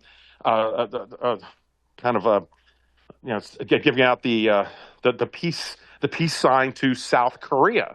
South Korea and Japan have always been at odds, just like Japan and China. The three of them are always like the kind of like the three musketeers of trust and distrust. They always play this interesting dance, those three countries. But South Korea and Japan are kind of getting this cooling off period. And the two prime ministers met together just like last week, and they had a kind of like a very popular summit everyone was watching to see, can we have new peace with South Korea? What was a little comical and kind of broke the tension is that Takaichi, she used to be part of a rock band. A lot of you may or may not know. She plays the drums, and she played the drums in a band. Like, she was a real hip woman back in the day, and she still is. And and it turns out the president of South Korea, he played drums in a band. And so there's this great video where after they had their introduction, Javier Milei was in a rock band, and both was he? Yeah, and both of them were sitting there. They had two drum sets set up, and the two prime ministers sat down, and they were like playing American rap hip hop songs, and they were playing drum beats together, playing off each other. It was one of those. For you, I know you just cringe, but it was a heartwarming thing, I'm sure, for the Asians to see that. Clinton playing saxophone in Arsenio Hall. Yeah, man. I know, and the women all swooned, But anyway, but it was neat to see. But I think part of it is South Korea doesn't quite trust America, and Japan doesn't. So it's almost like, the enemy of my enemy is my friend, and they're getting a little closer together. So I just wanted to bring that up. I was been following that, just my interest in Japan. But before I go on to the next topic, do you have any thoughts on that? And did James mention anything about her election, being that he's from the inside there? I asked, and just kind of, whatever, more politics. I mean, what do you think you're going to get out of James Corbett? I don't care, and it doesn't matter. He might get more than earning, So it's So you were telling me you got a taste of your own medicine when you talk to James. I get it. Well, no, I mean, we both don't talk about that kind of crap. I mean, it's just so. But what's going on? I had to understand this too, and it's really basically what you just said. What happens is if you're going to arbitrage, if you're going to get money, you need to be able to have money so that you can buy stuff that will produce more money. So they go, the yen carry trade is they buy Japanese debt. Here's some US dollars or whatever the hell they use to get it. So they get that, but it doesn't pay anything. Why'd they get it? Well, they got money, or they just borrow it, or they leverage it. They pay portions of it. Whatever they got this money. They're the money getters. Then they go and they buy treasuries with it. Well, treasuries pay a little bit. You do this times gazillion dollars a bunch of times, and you're making an income. It's just a bleed on the system. Well, this is something that Patrick Byrne goes on about. It's a pig's breakfast. It's just a bleed on the system. They don't produce anything, doesn't make anything. They're not building anything. All they're doing is just sucking out, interest. And where do they get that money? They have to print it. You give me $100, and then you got to pay me back 103. Where'd you get the 3? Well, in an entire global system, it's not like they're making more. That's not like silver or gold. It's not like you mined it. It's not like you got. It's just they just print more. And they keep. How do they inject it into the system? Through debt instruments of these different countries. So basically, that's how I see it. And when they don't want U.S. treasuries anymore, when you have China going, hey, we have a crap ton. You know what? We don't want them anymore. Here, you can have them back. Well, nobody wants them, and they don't need to borrow any money to get it. And then with the interest they get, they pay for whatever it was that they got to get the yen for, commissions, or somebody made something. It's just a big, giant house of cards. And the system will crash if we arrest anybody. So, all right. So, speaking of crash, yay! I do have a spinoff of, but the thing also with Takaichi, just for context for you guys, she was the disciple, like the mini-me, to the prior and exceptionally popular, and I mean historically famous Prime Minister Shinzo Abe. And Abe, he was there for like 14 years or 20 years. He was there, I forget how many terms. He truly, I just want to point out, politics aside, he was truly respected by most Japanese and just kept a sense of, he was like their version of FDR. And yes, trust me, as a libertarian, I'm no necessarily fan of FDR for a whole bunch of reasons. But I just mean from that perspective, someone who was there for multiple terms, almost like Putin, who just kept, peace in the provinces, like the Roman Empire, just kept everything steady, and the country just kind of ticked on. And Abe was able to do that, and both sides respected him. He was, of course, massacred and shot by a member of the Moonies. The Moonies cult are the ones that shot him for, Moonies just hated him for whatever reason. But Takaichi was kind of like his hand-picked successor. So the fact that she's there has a lot of pedigree. I just want people to understand, for those of you who care about the Japanese political thing, because it's going to affect our economy, just letting you know. But Abe was more of a conservative, more about keeping the culture, Ernie, don't have a heart attack here, keeping the culture Nihonjin, which is Japanese, keeping it that way. And of course, she's doing the same thing, and especially with all the immigrant issues, the wokeism that they're seeing on YouTube from America and all, they're trying to put up their borders, but they're in a catch-22, because they truly do have a population, collapse about who's going to pay for all their baby boomers, because they had baby boomers too after World War II. Yeah, exactly. They have the robots. So anyway, they're in kind of a crunch, and now the economy going. But as Peter Schiff would say, and many others, is that once they give up on the dollar, their economy will soar. So I think they won't be doing so bad. They're going to do worse than Taiwan and Singapore and other countries that have not been tied to us much at all. But Japan eventually is going to learn their lesson. So anyway, I'm going to bring that up. Also, speaking of collapse, Ernie, I hope you don't divorce me here, I'm about to tell you, but I have a little dark secret. There's a movie that I never got around to watch until the other day. So I hope you don't hate me too much. And that movie, and I knew all about it. I know all the background. I never saw it. It's The Big Short. Oh, you're killing me. No, I know. So trust me, it's just always on my list. I just never got around to it. Not to mention trying to get my family, all in the mood for a movie on economics. That was, because I have other people in the house. It was fun. Anyway, no, I got to watch it. It was awesome. I mean, it was a lot more clever, a little witty than I knew. Like here's Margot Robbie in a bubble bath. So it was kind of cool what they did to try to drum up some interest and explain to normies. And it was a smart movie. I understood a lot of the basics behind it, but to see it played out was kind of cool. With that said, I'm sure everyone in this audience has watched the movie except me, so I'm the loser on this one, I admit.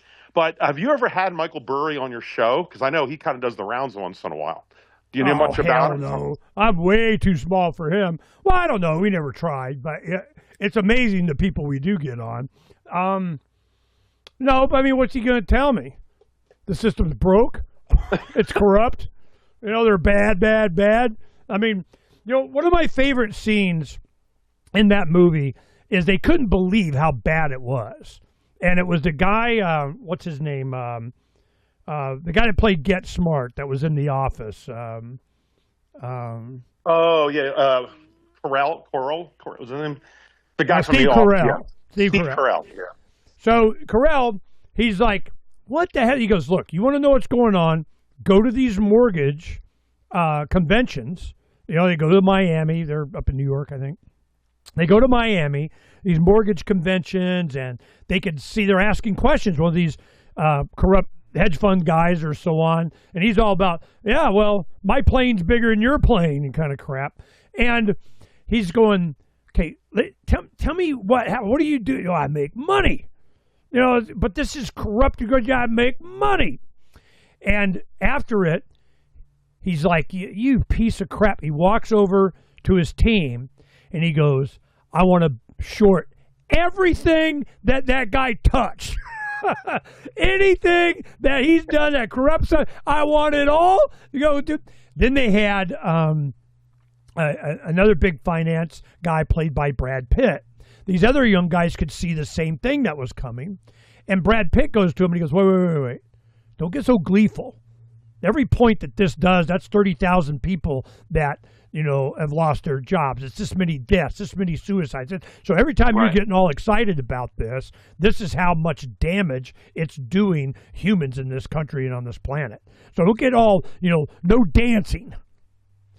So this was, and then the Burry character could see it, but they drag it out. They drag it out. They drag it out. They drag it out. One more election cycle. Then you have Goldman Sachs knows what's going on. So what do? They front run it. When people do it, they more than happy to sell the short when they think it wasn't going to go. Then they, don't do the reports. Moody's and S&P, they lie about, what. I mean, it's just, we were in the middle of this. We did stories on it. We did entire series on it. We had 300 people show up at Freedom's Phoenix headquarters downtown where Jon Stewart, he put out this thing, look, we can help bring your mortgage and your paperwork and we'll explain what's going on, because a lot of them were being foreclosed on homes that they paid off and they couldn't get out of the system. They were doing it. Was just amazing. So many people showed up. They took our portable speaker system and went to a local park. It was amazing. We had big whiteboards. People were coming in. It became a separate thing for me. I go, you guys do whatever. I'll just do the shows on it.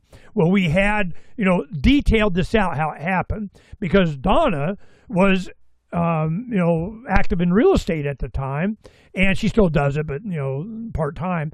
So she was doing it, and she kept seeing MERS, Mortgage Electronic Recording System or something like that. And it was all illegal of how they were combining all this stuff under this fictitious banking entity of group of something. And they were avoiding, they turned every home into a like a token. It was, and then aggregated in, to tranches of yada, yada, yada, yada. It's a long story. But it was corrupt and illegal as hell. And they bribed all of the attorney generals in all 50 states to agree to whatever, threaten them with this, bribe them with that, whatever. And, for this much we'll buy off and pay, because it was the entire system should have gone to jail. The entire system was fraudulent, and they just kicked the can down the road. And then here comes COVID. So what did they do? They just put out a bunch more money and a bunch more money. And all of a sudden you're 40 trillion in debt. It certainly was intentional. What they intended to happen, what are they looking to do? Save the system. That's it. Not you, not the dollar, the system by which they rip you off. Hey, and I it's know not going to go away until it goes away. They had no, and granted, not that I would expect this, but they gave no credit to anyone else who predicted it. So they all made this about Michael Burry and that team. Peter Schiff, I know, was predicting the downfall of those banks. I mean, my God, that's when the famous Peter Schiff was right videos came out, where he's sitting there on that really good on CNBC, and you had all of the eggheads. And they're all asking what their best stock plays were, and there was 5 of them, right? And Schiff was on the end, and each one said the banking sector, and even the guy, the Ferris Bueller guy, Bueller, he's going, oh, the banking sector is great. Invest in the banks. I've never seen, like PE ratios better than this. This is amazing. Every one of them said invest in the banks, and they get to Schiff, and he goes, get out now. The banks are toxic. They're going down. It was classic. It was probably the best of the entire series of Peter Schiff was right. And that was right before it went. So obviously we all give him credit and he deserves it. But Did he? I don't remember exactly why. Did he know about the CDOs and that whole thing, or was he just seeing it from another perspective? Do you happen to know it, Peter? I'm showing the audience here a picture of Peter Schiff. He spoke at our Freedom Summit in 2005. And what it says is Peter Schiff of Euro Pacific Capital is one of the few non-biased investment advisors to have correctly called the current bear market before it began and to have positioned his clients accordingly. When he gave this presentation, he was talking about this. And, some of our friends and wealthy attendees at, Freedom Summits, of course they go to, listen to Peter and Ron Paul and Doug Casey and, a lot of these guys that know what's up. And when they did that, they go there and Peter Schiff was talking about getting out. This is 2005. Now, this is the fall of 2005. Get out of the U.S. dollar, or it might have been the summer. Get out, get out, get out. It is going to come crashing.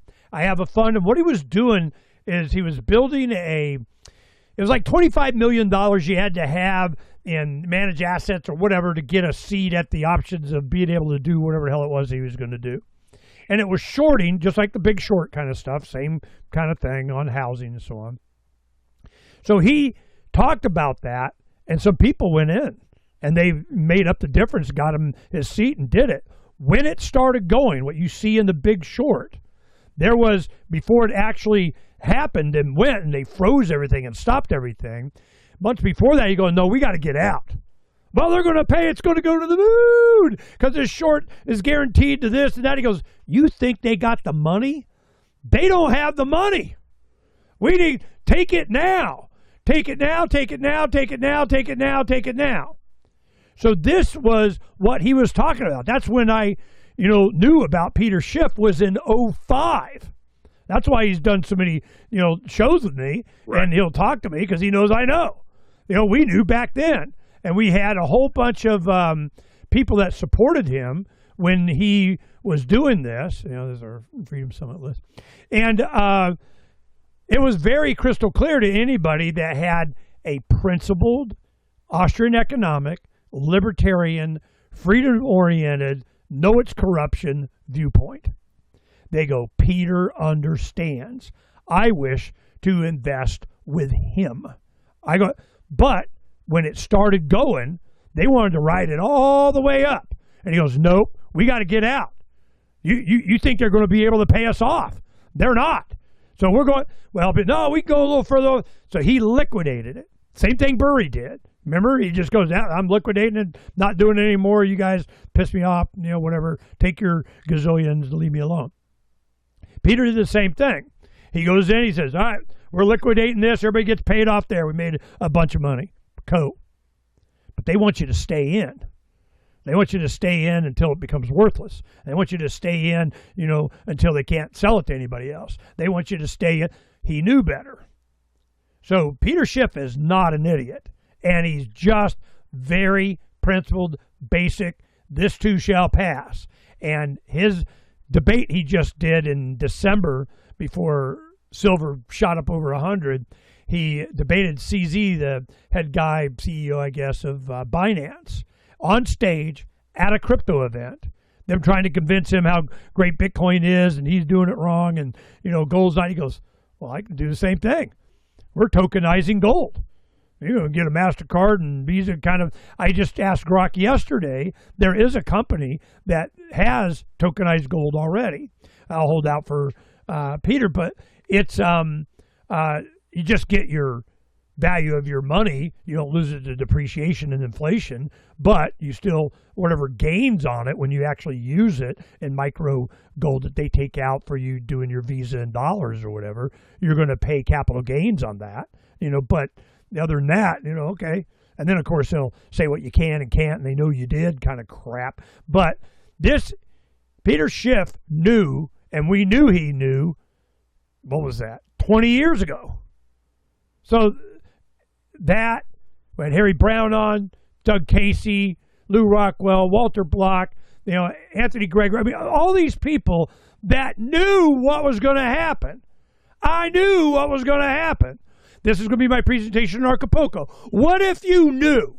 What if you knew what was going to, and you're not chasing the next Bitcoin, blow up. You're not chasing the next, whatever finagling of manipulation of whatever. What if you just knew the dollar is going away? What would you do?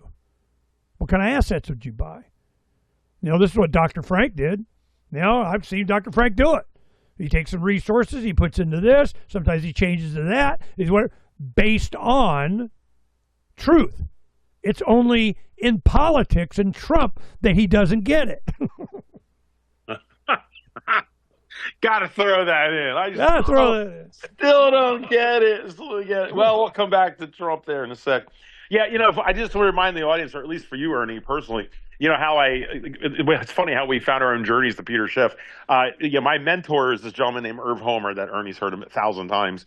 But he was a talk show host back in the East Coast before Rush Limbaugh took off. And he had the East Coast, the major market, Philadelphia, we had Philly, Jersey, New York.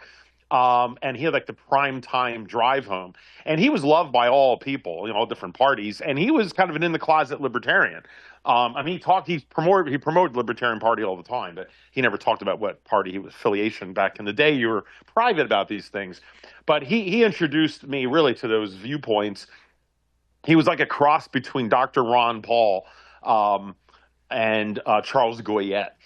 Just like that type of person, and just an amazing guy. If he was still around today, trust me, he'd be on Ernie's short list of not just guests, but on Freedom Phoenix all the time. It's a shame that you never really got any exposure to him. But in any case, he had on back in the day. He had G. Edward Griffith with his Creature from Jekyll Island. When he first came out with the book, when he was doing his book tour, he was on Irv Homer's show. I forget her name, Linda something, who did the movie about with Waco, with the Waco movie, the first one. I forget the name of it. I remember you had to send away to a PO box to get Rules of Engagement. Was the Rules of Engagement? Yeah, I think that's right. It was the first one. Yeah, the Rules of Engagement. And she was advertising. She had to do the chicken circuit of going on shows like him. He was one of the only people who would put her on the show.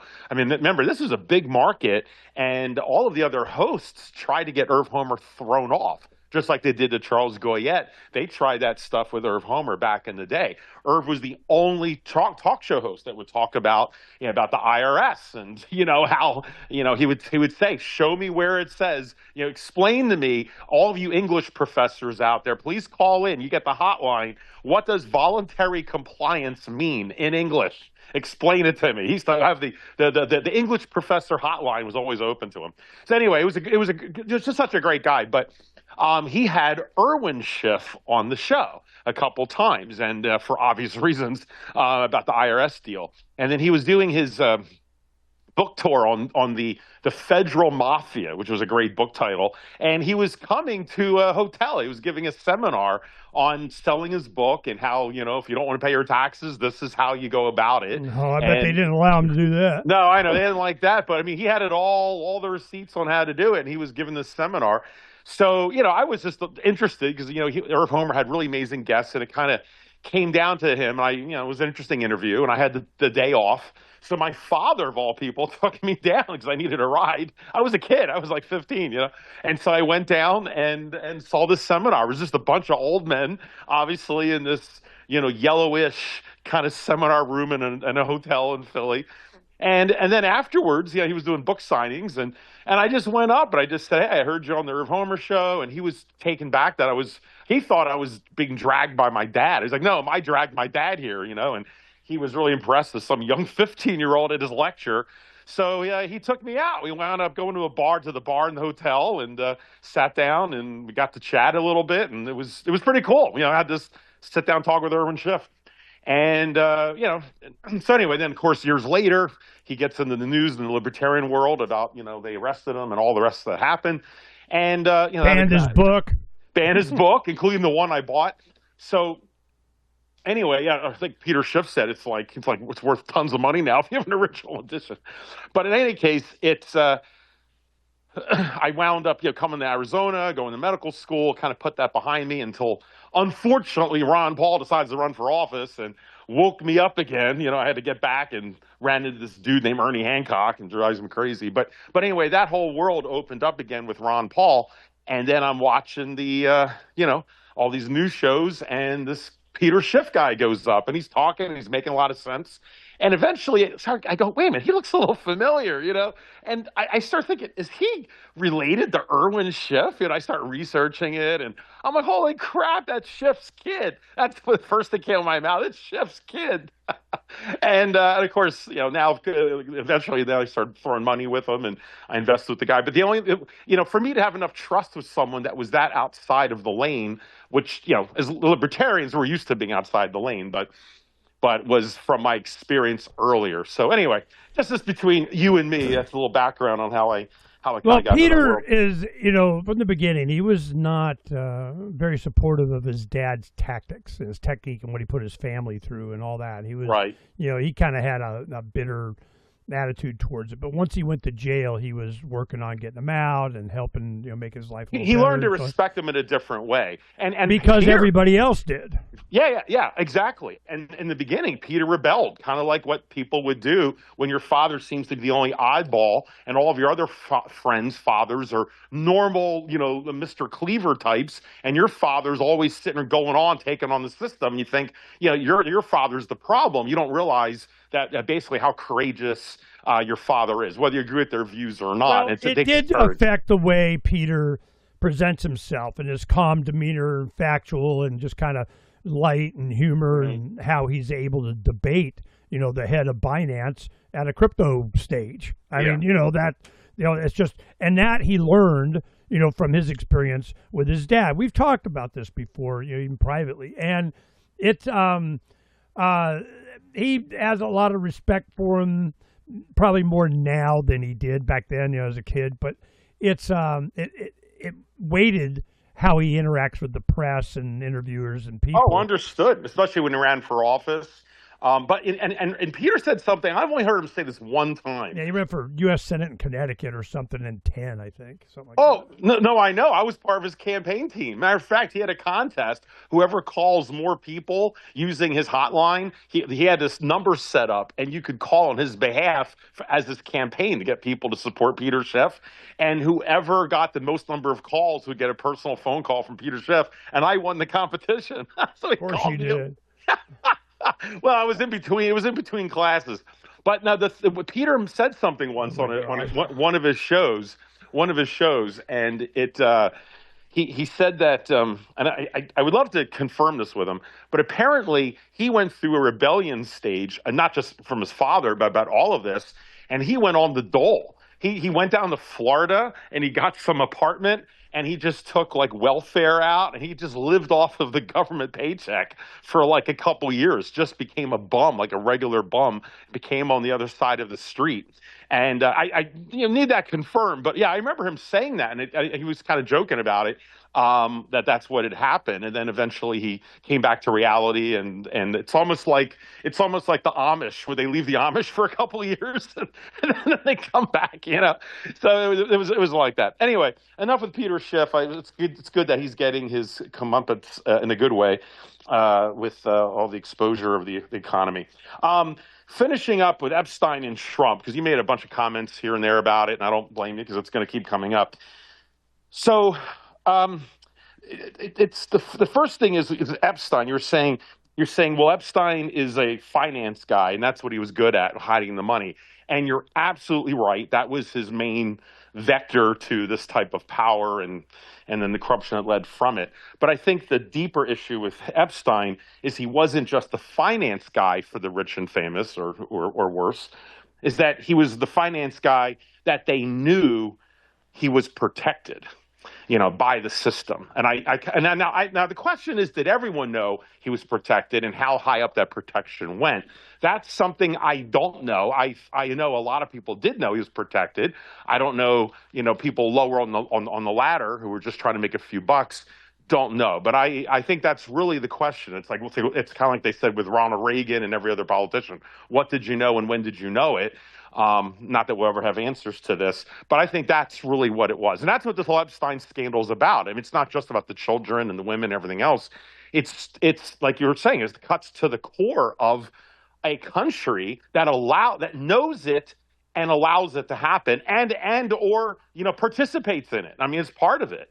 And on top of being affected by a foreign country and extortion and all the rest, but just the fact we have Department of Justice and the CIA, which is a whole other part that hasn't really been targeted yet for exposing the files, which that's going to be a whole nother act that Congress. I mean, maybe what's happening now will eventually lead to the downfall of the Trump presidency, and then maybe that in time will lead to another overture from Congress to say now the CIA has to release their files, which of course, they'll be destroyed by that point. Probably doesn't matter. Even Ian Carroll was saying how much of a joke this is, that it's only a slice, and he said no pun intended here, the pizza, but a slice of really what's even available. And what he was talking about is the 500 million files that supposedly they have, which only half to 2/3 have been quote unquote released, and many of them have been redacted and jokes. So it's like, but there's supposedly that's a slice of the real stuff. And he was talking about how that during Ghislaine Maxwell's deposition, or I guess in her trial, whatever it was, and it's recorded, that they're asking her about, I guess, how the search of the house went. I'm not sure exactly what the questions were, what they're about, but she revealed that when the feds raided the house, there was like books full of CD-ROMs of videos or whatever it was, just CD-ROMs, like books of these things, and the FBI didn't take them. They took every other things in the house. Get those later. Yeah, exactly. They didn't take the books of the CDs. And it was just, and she just kind of was mentioning this in passing, trying to protect her ass, whatever was going on in the trial. And then the follow-ups were like, well, what happened to the CDs? What happened to those books of CDs? And this is, again, Ian Carroll saying this just recently on the Tucker Carlson show, if you guys want to hear it. And he said that, well, it reminds me of Hillary Clinton, like, I'll get around to giving you the server in a month after I'm done with BleachBit, right? So it turns out that the Epstein estate employees brought the book of CDs to the FBI office like 3 weeks later. And they said, here you go. We just did you a favor. We brought it to you. So, I mean, you don't have to add much more to that about, whatever's really that important is clearly already gone from the get-go. And so all of this that we're discussing that could take down the Trump presidency, these are like table scraps when you really get down to it, which is why Mark Levin and Shapiro and all of them are all saying there's nothing to see here, trying everything to get us off it. Also with the Trump discussion, I know you were saying, I asked about whether the Trump administration will continue, and you famously, of course, I don't care, it doesn't matter. And I would say it does matter in a sense. I mean, it's part of the collapse of this. We're seeing the death woes, I think, of the country politically because of the flip-flopping. I know it's only been a few election cycles, but, it's not like before. What flip-flopping? There's no flip-flop. You'll have 8 years of Reagan and, of course, all Bush. same. Reagan same. Bush is the same. You got 8 years of Clinton. And, well, look. Baby Bush, same. Obama, same. No, Trump, same. Ernie, same. All right, just same. pretend we're not libertarians for a moment and we see this, all right? I get that. I'm just saying from the zeitgeist of the country that believed in this older world. They're realizing it's all the same. Yeah. Well, but the point is, it's like, we'll give the Democrats, they got 8 years to do it their way. all right, we had enough Democrats for 8 years. Let's go 8 years Republican. We had 12 years Reagan, Bush. Well, anyway, we're to the point now where we're so polarized, where I guess we could look at it that the American people are realizing there's no difference, or that they're so or they're just so different. The way the media has polarized everything, and have not realized that they're the same. But what do we have though? We've got Obama. And that was contentious in many ways. That leads to, of course, the splitting of the Democrats between Bernie and Hillary. You've got Ron Paul and the Republican base on our end. And then that turns into, Donald Trump, which was like the fight of the century at that time. And then after Trump, then you get Biden and the whole, internal fighting of the Democrats about who's really in control of the party there. And then we go from the Democrat after just one term of Trump, one term of pseudo Biden. And now we've got one term of Trump, and the next person, it's like what the British had with Starmer. Starmer just got pulled into this whole Epstein thing, and he really is probably going to be impeached, or should be impeached and thrown out or resign. I mean, that's a serious scandal in England. I don't even get into that right now, but that is so huge. And one of the problems that even people who hate Starmer are admitting is that they're as broken as our country. They literally have nobody on the bench who could take over. And I'm not saying this from a libertarian's point of view who thinks they all suck to begin with. I mean, even the Democrats on our side and the Republicans on our side, both were like, well, who could actually take this on? I mean, the closest is what J.D. Vance, the way that the normies will look at it. I know we see it that way. I'm pointing out that we're not in a time where you have an Eisenhower figure or a figure that has some prominence or some gravitas as far as a leader who at least people can even trust or think that they could do a job. I'm not even talking about capabilities or the part of the swamp. I hope this audience can understand the nuance here. I'm talking about just the fact that even the politicians themselves, like in England, literally are looking at the bench and realizing there's no one there. And a lot of it is the Disneyfication, the Nazification of the lack of meritocracy that has infected all of it, not just these corporations, but our governments, where we have people who just don't have the talent. We have chased out all of these good people, and there is an argument to be made that was actually as a political philosophy channel. It was fascinating to listen to, and they said maybe the real problem in both in European politics and American is that we truly don't pay, and hopefully you don't cringe too much and you have a conniption on this one, but that we don't pay our leaders, like the main leader, the president, enough money. Because what's happening is it seems noble to say you shouldn't be becoming president to be rich. And granted, I mean, this time, this day and age, rich is a whole nother level. But instead of being paid $250,000 a year or whatever hell Trump gets, which he just says he donates, which doesn't matter because he's making money, billions everywhere else. But the idea being is, and what their argument was, is that if you don't pay enough, then literally someone that smart is not, I'm simplifying this, but was not going to take the job. And so the people who are that smart are just going to go into finance and make tons of money and not deal with the headaches. And so what you get are like the B string, the wannabes, the people in the frats in college that didn't quite cut it. And the only way for them to make it big is to get into politics, which, typically people think is an not honorable, but let's say a high-end position, but it's peanuts compared to what the really smart people will do. So it's like, all right, do we just pay them $1 million or $2 million a year or even more to get the true talent in there? It's something, I have to be honest, it sounds logical on one level, and at the same time, I don't know my full thoughts on it, but it was a great point. But anyway, as far as with me caring about these flip-flopping, it is, to me, it's like a patient and their heart, they're having an arrhythmia in their heart, and it's starting to go back and forth, right? And that's how I see why I'm fascinating about whether Trump can make it or not, who could follow up, who's on the bench at all. It says a lot about where a country will be.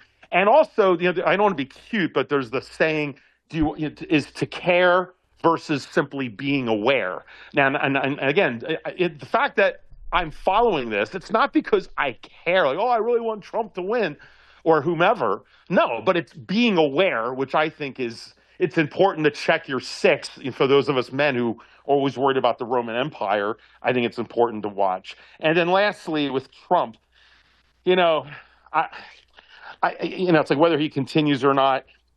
My view with Trump on this, the thing that I go back and forth on is, is he really that corrupt? I mean, I'm not going to say he's not corrupt in any way, but did he work so hard to get in here in order to just make money, right? To just sell out at the last minute for money. And I can't believe he would do that. Like, I just can't. And the reason I can't isn't because I'm drinking the Kool-Aid and I put the cardboard Trump back in my hallway, which I did not.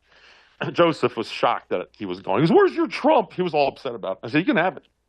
But it's because Donald Trump psychologically is a narcissist.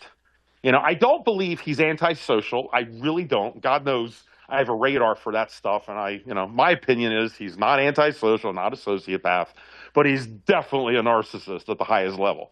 And a narcissist just wants to be loved, right? Bill Clinton was a narcissist. Hillary, many people think that she is antisocial, but not Bill Clinton. He had other problems, though, but he was a narcissist. And he was classic. He was always late because he was always talking with people. He loved the attention, including the ladies, but he loved the attention from people. And that's what made him popular. He stood out. And the same thing with Trump. He loved to be loved. And, he wants his face on Mount Rushmore. He wants the Nobel Peace Prize. He wants, admiration. And yet, he gave up a lot of that in order to be the unpopular president of what he did when he ran in 2016. If he really wanted to be popular, he would have done what the left wanted him to do. And he already Hollywood loved him. He was in the movies. He had The Apprentice, all the stuff he was in. So, he didn't have to. And plus all the companies he was bequeathing his family, his kids, and he basically tarnished all of that in the public's eye and made it an uphill battle, which looks to me like principle. If you wanted money and popularity, you go with the system, and he didn't do that. And I still, to this day, can't fathom what the strategy is.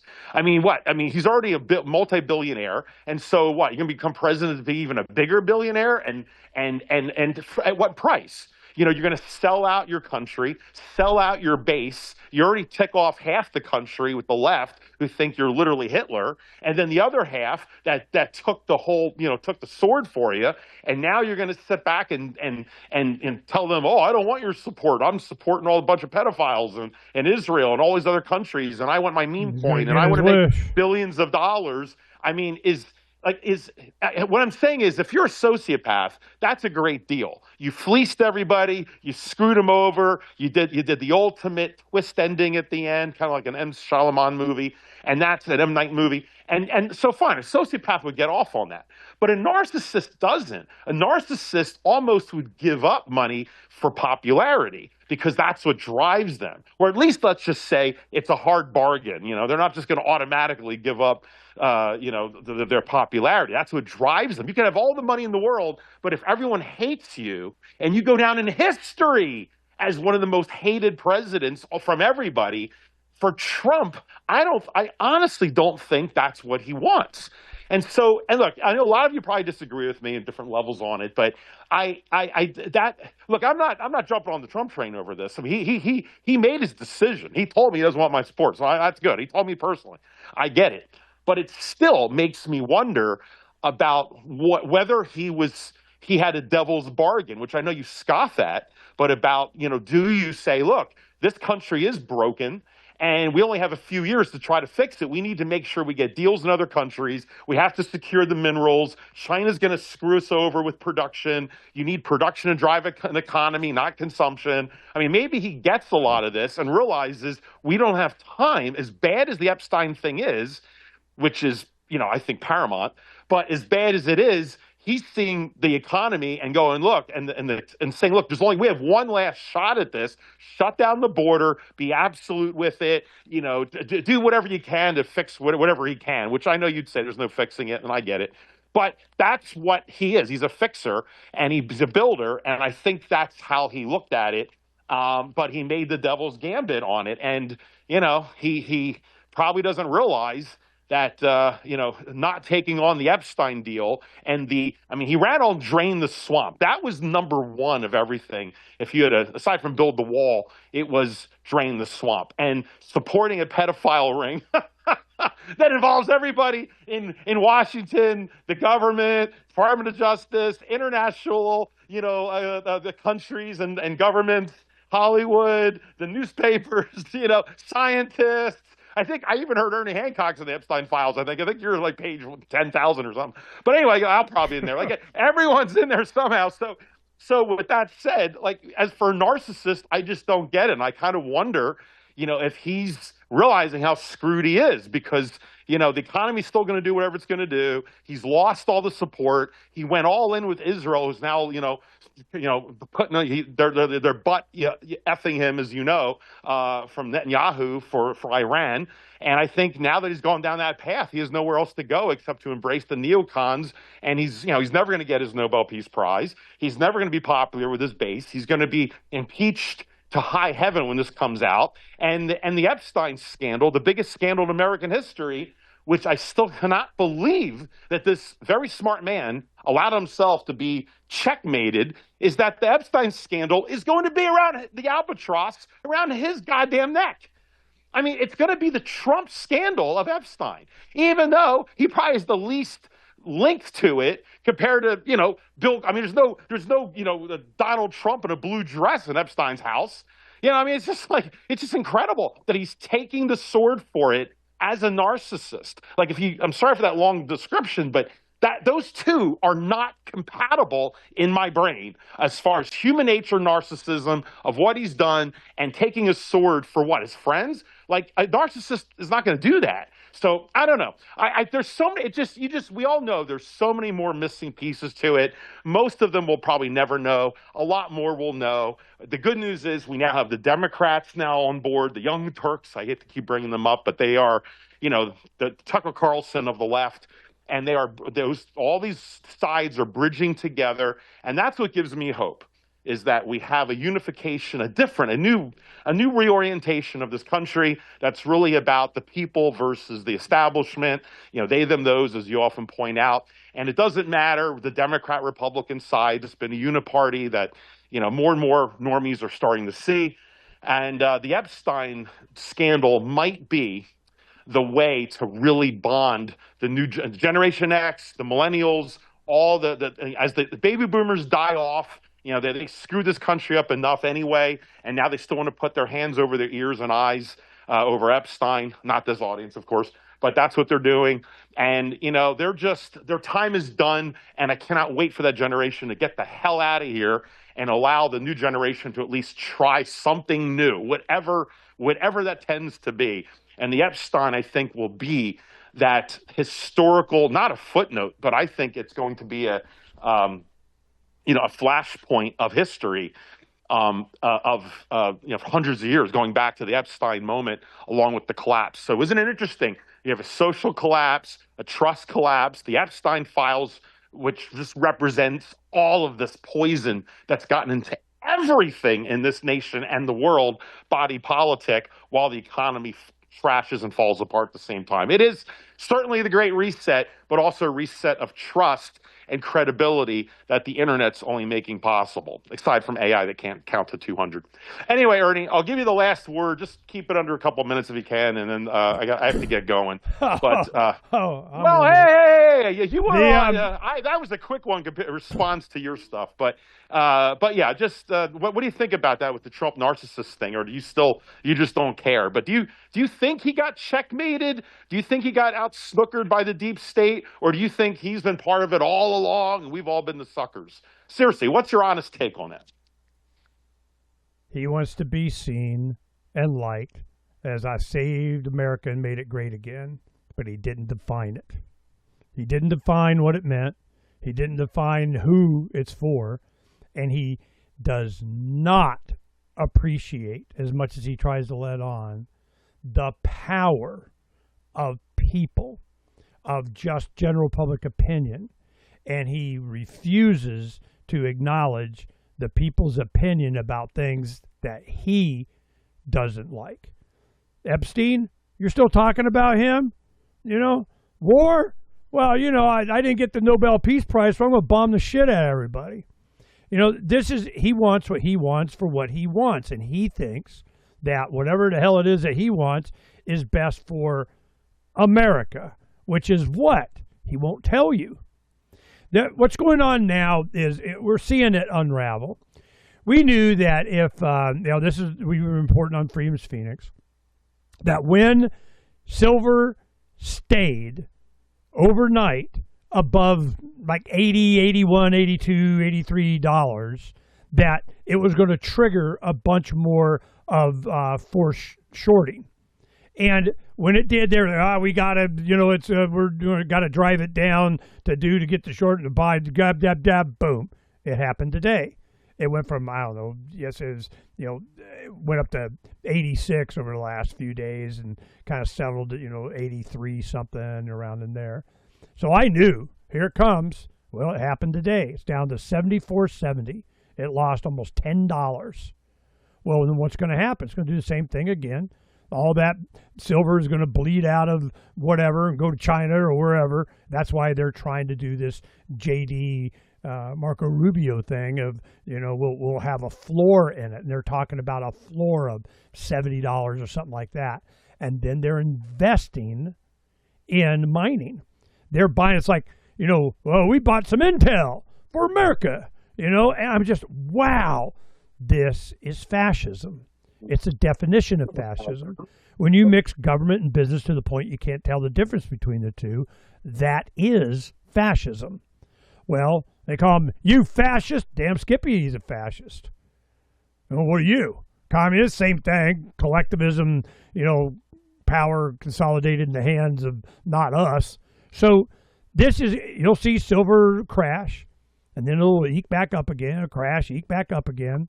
And once they bleed out all of this ability to be able to short it and physical breaks with paper enough, you go to the Shanghai and it's $10, $15, sometimes $30 in physical selling because the manufacturers actually need it compared to what the COMEX says.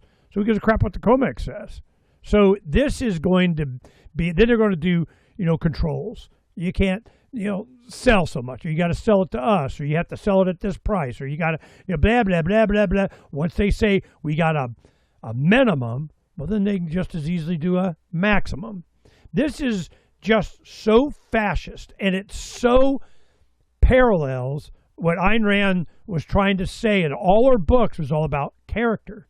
It was all about the one person that would work and live for themselves, that the purpose of government was to protect their individual right to produce, to reward production and not punish it. The 1%ers you're doing, but then it only winds up they just protect the 1%. They protect their buddies. Exactly what Trump is doing with the Epstein file. If we prosecute everybody, the system falls. Well, it needs to. So we're seeing a great reset. For whom?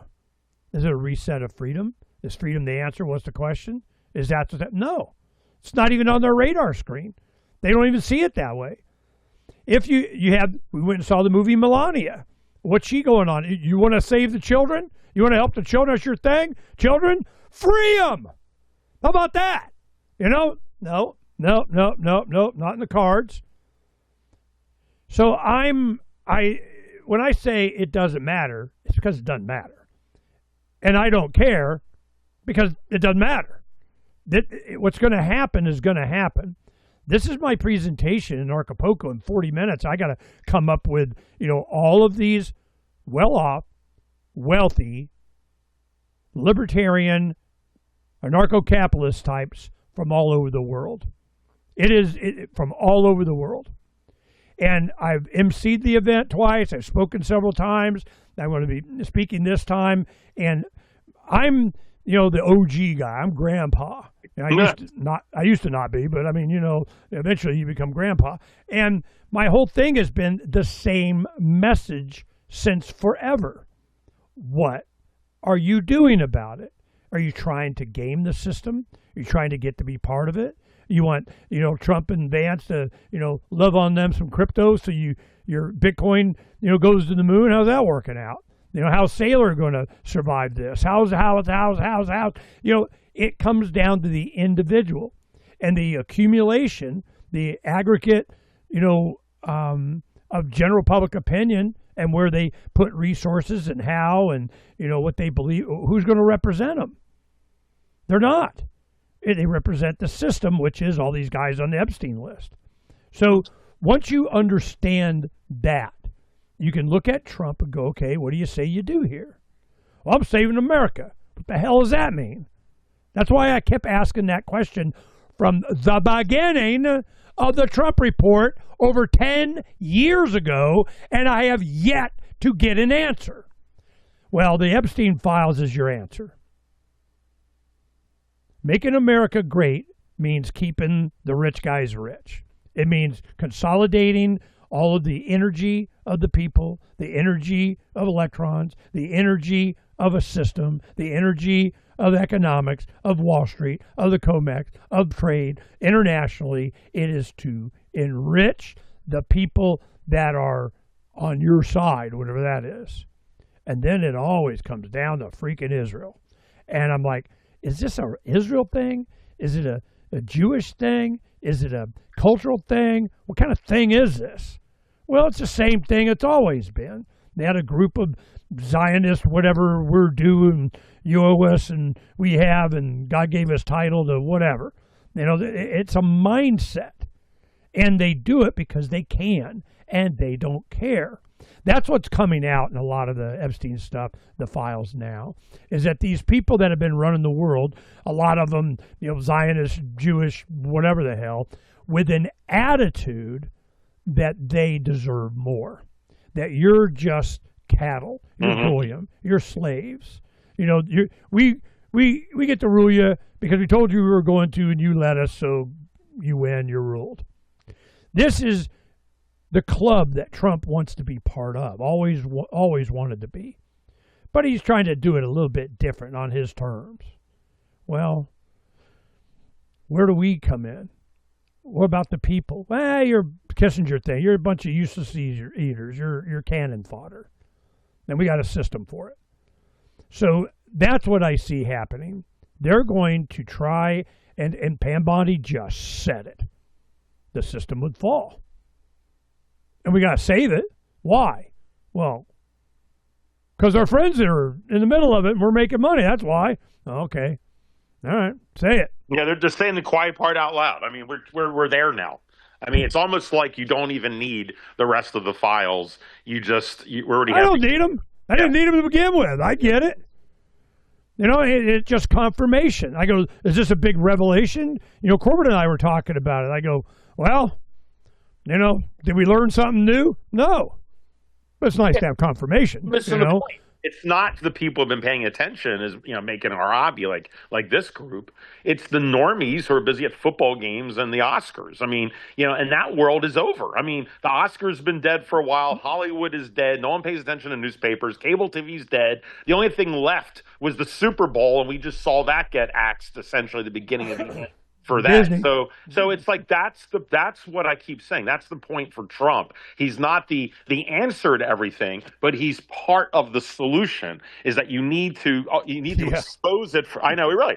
I think he's kind of like, it's like you have to hit rock bottom before you rebuild, and he's going to help expose the system. Do you think he's going to do a Bill Maher thing and go, wow, where do I send my apology to QAnon? I'm changing. I can see, man, these guys are bad. You think Trump's going to do that? He's going to go, wow, I had no idea how bad it was.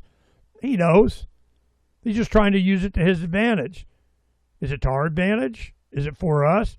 You're going to say America? What is that? It's not. It's not. You're not ever going to get me to care about what these guys do, because I know it doesn't matter. There is nothing you can do to pay off $40 trillion. Ernie, I just got done saying, this is not you. It's not this audience. It's the It's the 98%. Hell, it's not me. It's all about me. Yeah, exactly for Ernie. Yeah, I mean, it's not the less than 1% of libertarian political junkies like we have been for decades, or the discussion group we're part of. We are such the minority. Sometimes I wonder if you even grasp what a minority that we are. And I'm proud about it, but it's made it futile. And so you need to open it up to other people. However, whether you dumb it down, you expose it. But you know what Epstein is? It's not about CDOs and slapbacks and in the financial market. It's about pedophilia and Pizzagate and whatever else and Hollywood people. And I hate to say it, but it's like the OJ trial. You know, it has all of the parts to it that forces people from all sides, all parties, different generations, except the baby boomers, apparently, a lot of them anyway, is to see this as a problem or as a scandal. It's not over their head. They can grasp it, and maybe that's what it takes. So, you know, and the COVID as well. COVID's another example. You know, how many people, I mean, Jimmy Dore, a whole bunch of them online, all admitting, even including Bill Maher, that he said he was doing the show in his house. And his production studio said that he still had to get the vax to even do his show, even from the safety of his house. And he did it just to keep paying the bills. I mean, he admitted it. He just said, I can't believe I did. It was that stupid. So, I mean, they're all coming out. So there's so many just violent ruptures in trust that have occurred in Americans and normies that's making people take note. I mean, I just in one day, I'm hearing the Young Turks and Tucker Carlson in the same day, both videos talking about Epstein, both of them admitting that they each thought the whole Pizzagate stuff and Epstein was just a full of crap. The QAnon crazies, you know, conspiracy Alex Jones people, and they're admitting how absolutely wrong they were, and you can see in their voice and their look as they're trying to grasp and grapple with these new files, and they're trying to grapple with, like, how blind have I been? Like, is it possible? Oh my God, human cannibalism? I can't wrap my head around it. I don't even want to go there. I couldn't even go there about a pedophile island. And now that's becoming normalized in my brain. I'm talking like them, normalized in my brain. And now we're talking about consuming people or children. But yet they acknowledge that they've been dragged through their reluctance to face this so many different times over the last 10, 15 years, that eventually they're getting normalized to the normalization. So now we're repeating like, ourselves. Okay. Let's wrap it up. This is the one thing that I want to end on when you talk about, well, what are you going to do? What are you going to do? What are you going to do? Well, I don't sit on my hands. What do I know I need to do? To make America great again, you got to, freaking define your terms. So what do we have up here? I'm going to show the audience the screen. This is our project philosophy of liberty. We know what we're going to do. I'm beware the Ides of March, and here you have all the IPFS MP4s that are put in all the gazillion languages that it's in. And this is at a foundation. People need to understand it's about self-ownership. You're not a slave. And it articulates that. What do we got here? It's in Afrikaans, Arabic, Armenian, Azerbaijani, Belarusian, I guess Belarus, Bosnian, Bulgarian, Chinese, Croatian, Czech, Danish, English, on and on and on and on and on and on and on and on and on and on. So what am I doing? This is what I'm doing. I know that foundationally at the basic, people need to understand that they're not a fucking slave, that you own yourself, that your voluntary interaction with other human beings is, voluntary. Coercion, force, theft, enslavement, all of these are signs. So you need to understand. So it's, well, what's Trump going? I don't give a shit what Trump does. This is what I'm doing. How's that going to affect Trump? Don't know, don't care. But it will. It will. It will. And that's why I'm doing it. To prove to everyone and to benefit from it.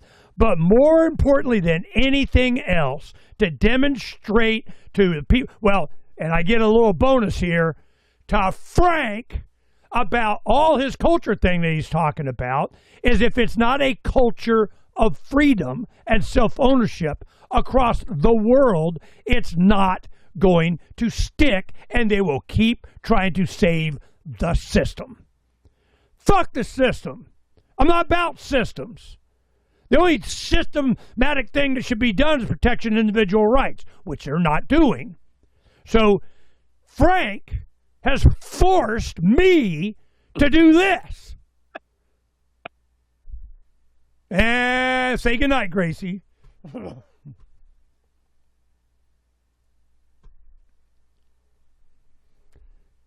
Say goodnight. All right. Good night. Nice chatting. And look up Counting to 200. I think you'll find that amusing. I'll talk to you next week. All right. Peace, guys. This afternoon, in a couple hours, we'll have on Joby Weeks. You know how he's 6 years been on house arrest, Bitcoin thing, and they're just not. They don't want to. They don't want to. They don't leave him there. And I'm like, what the shit is going on? Anyway, we're going to do that show this afternoon. Peace.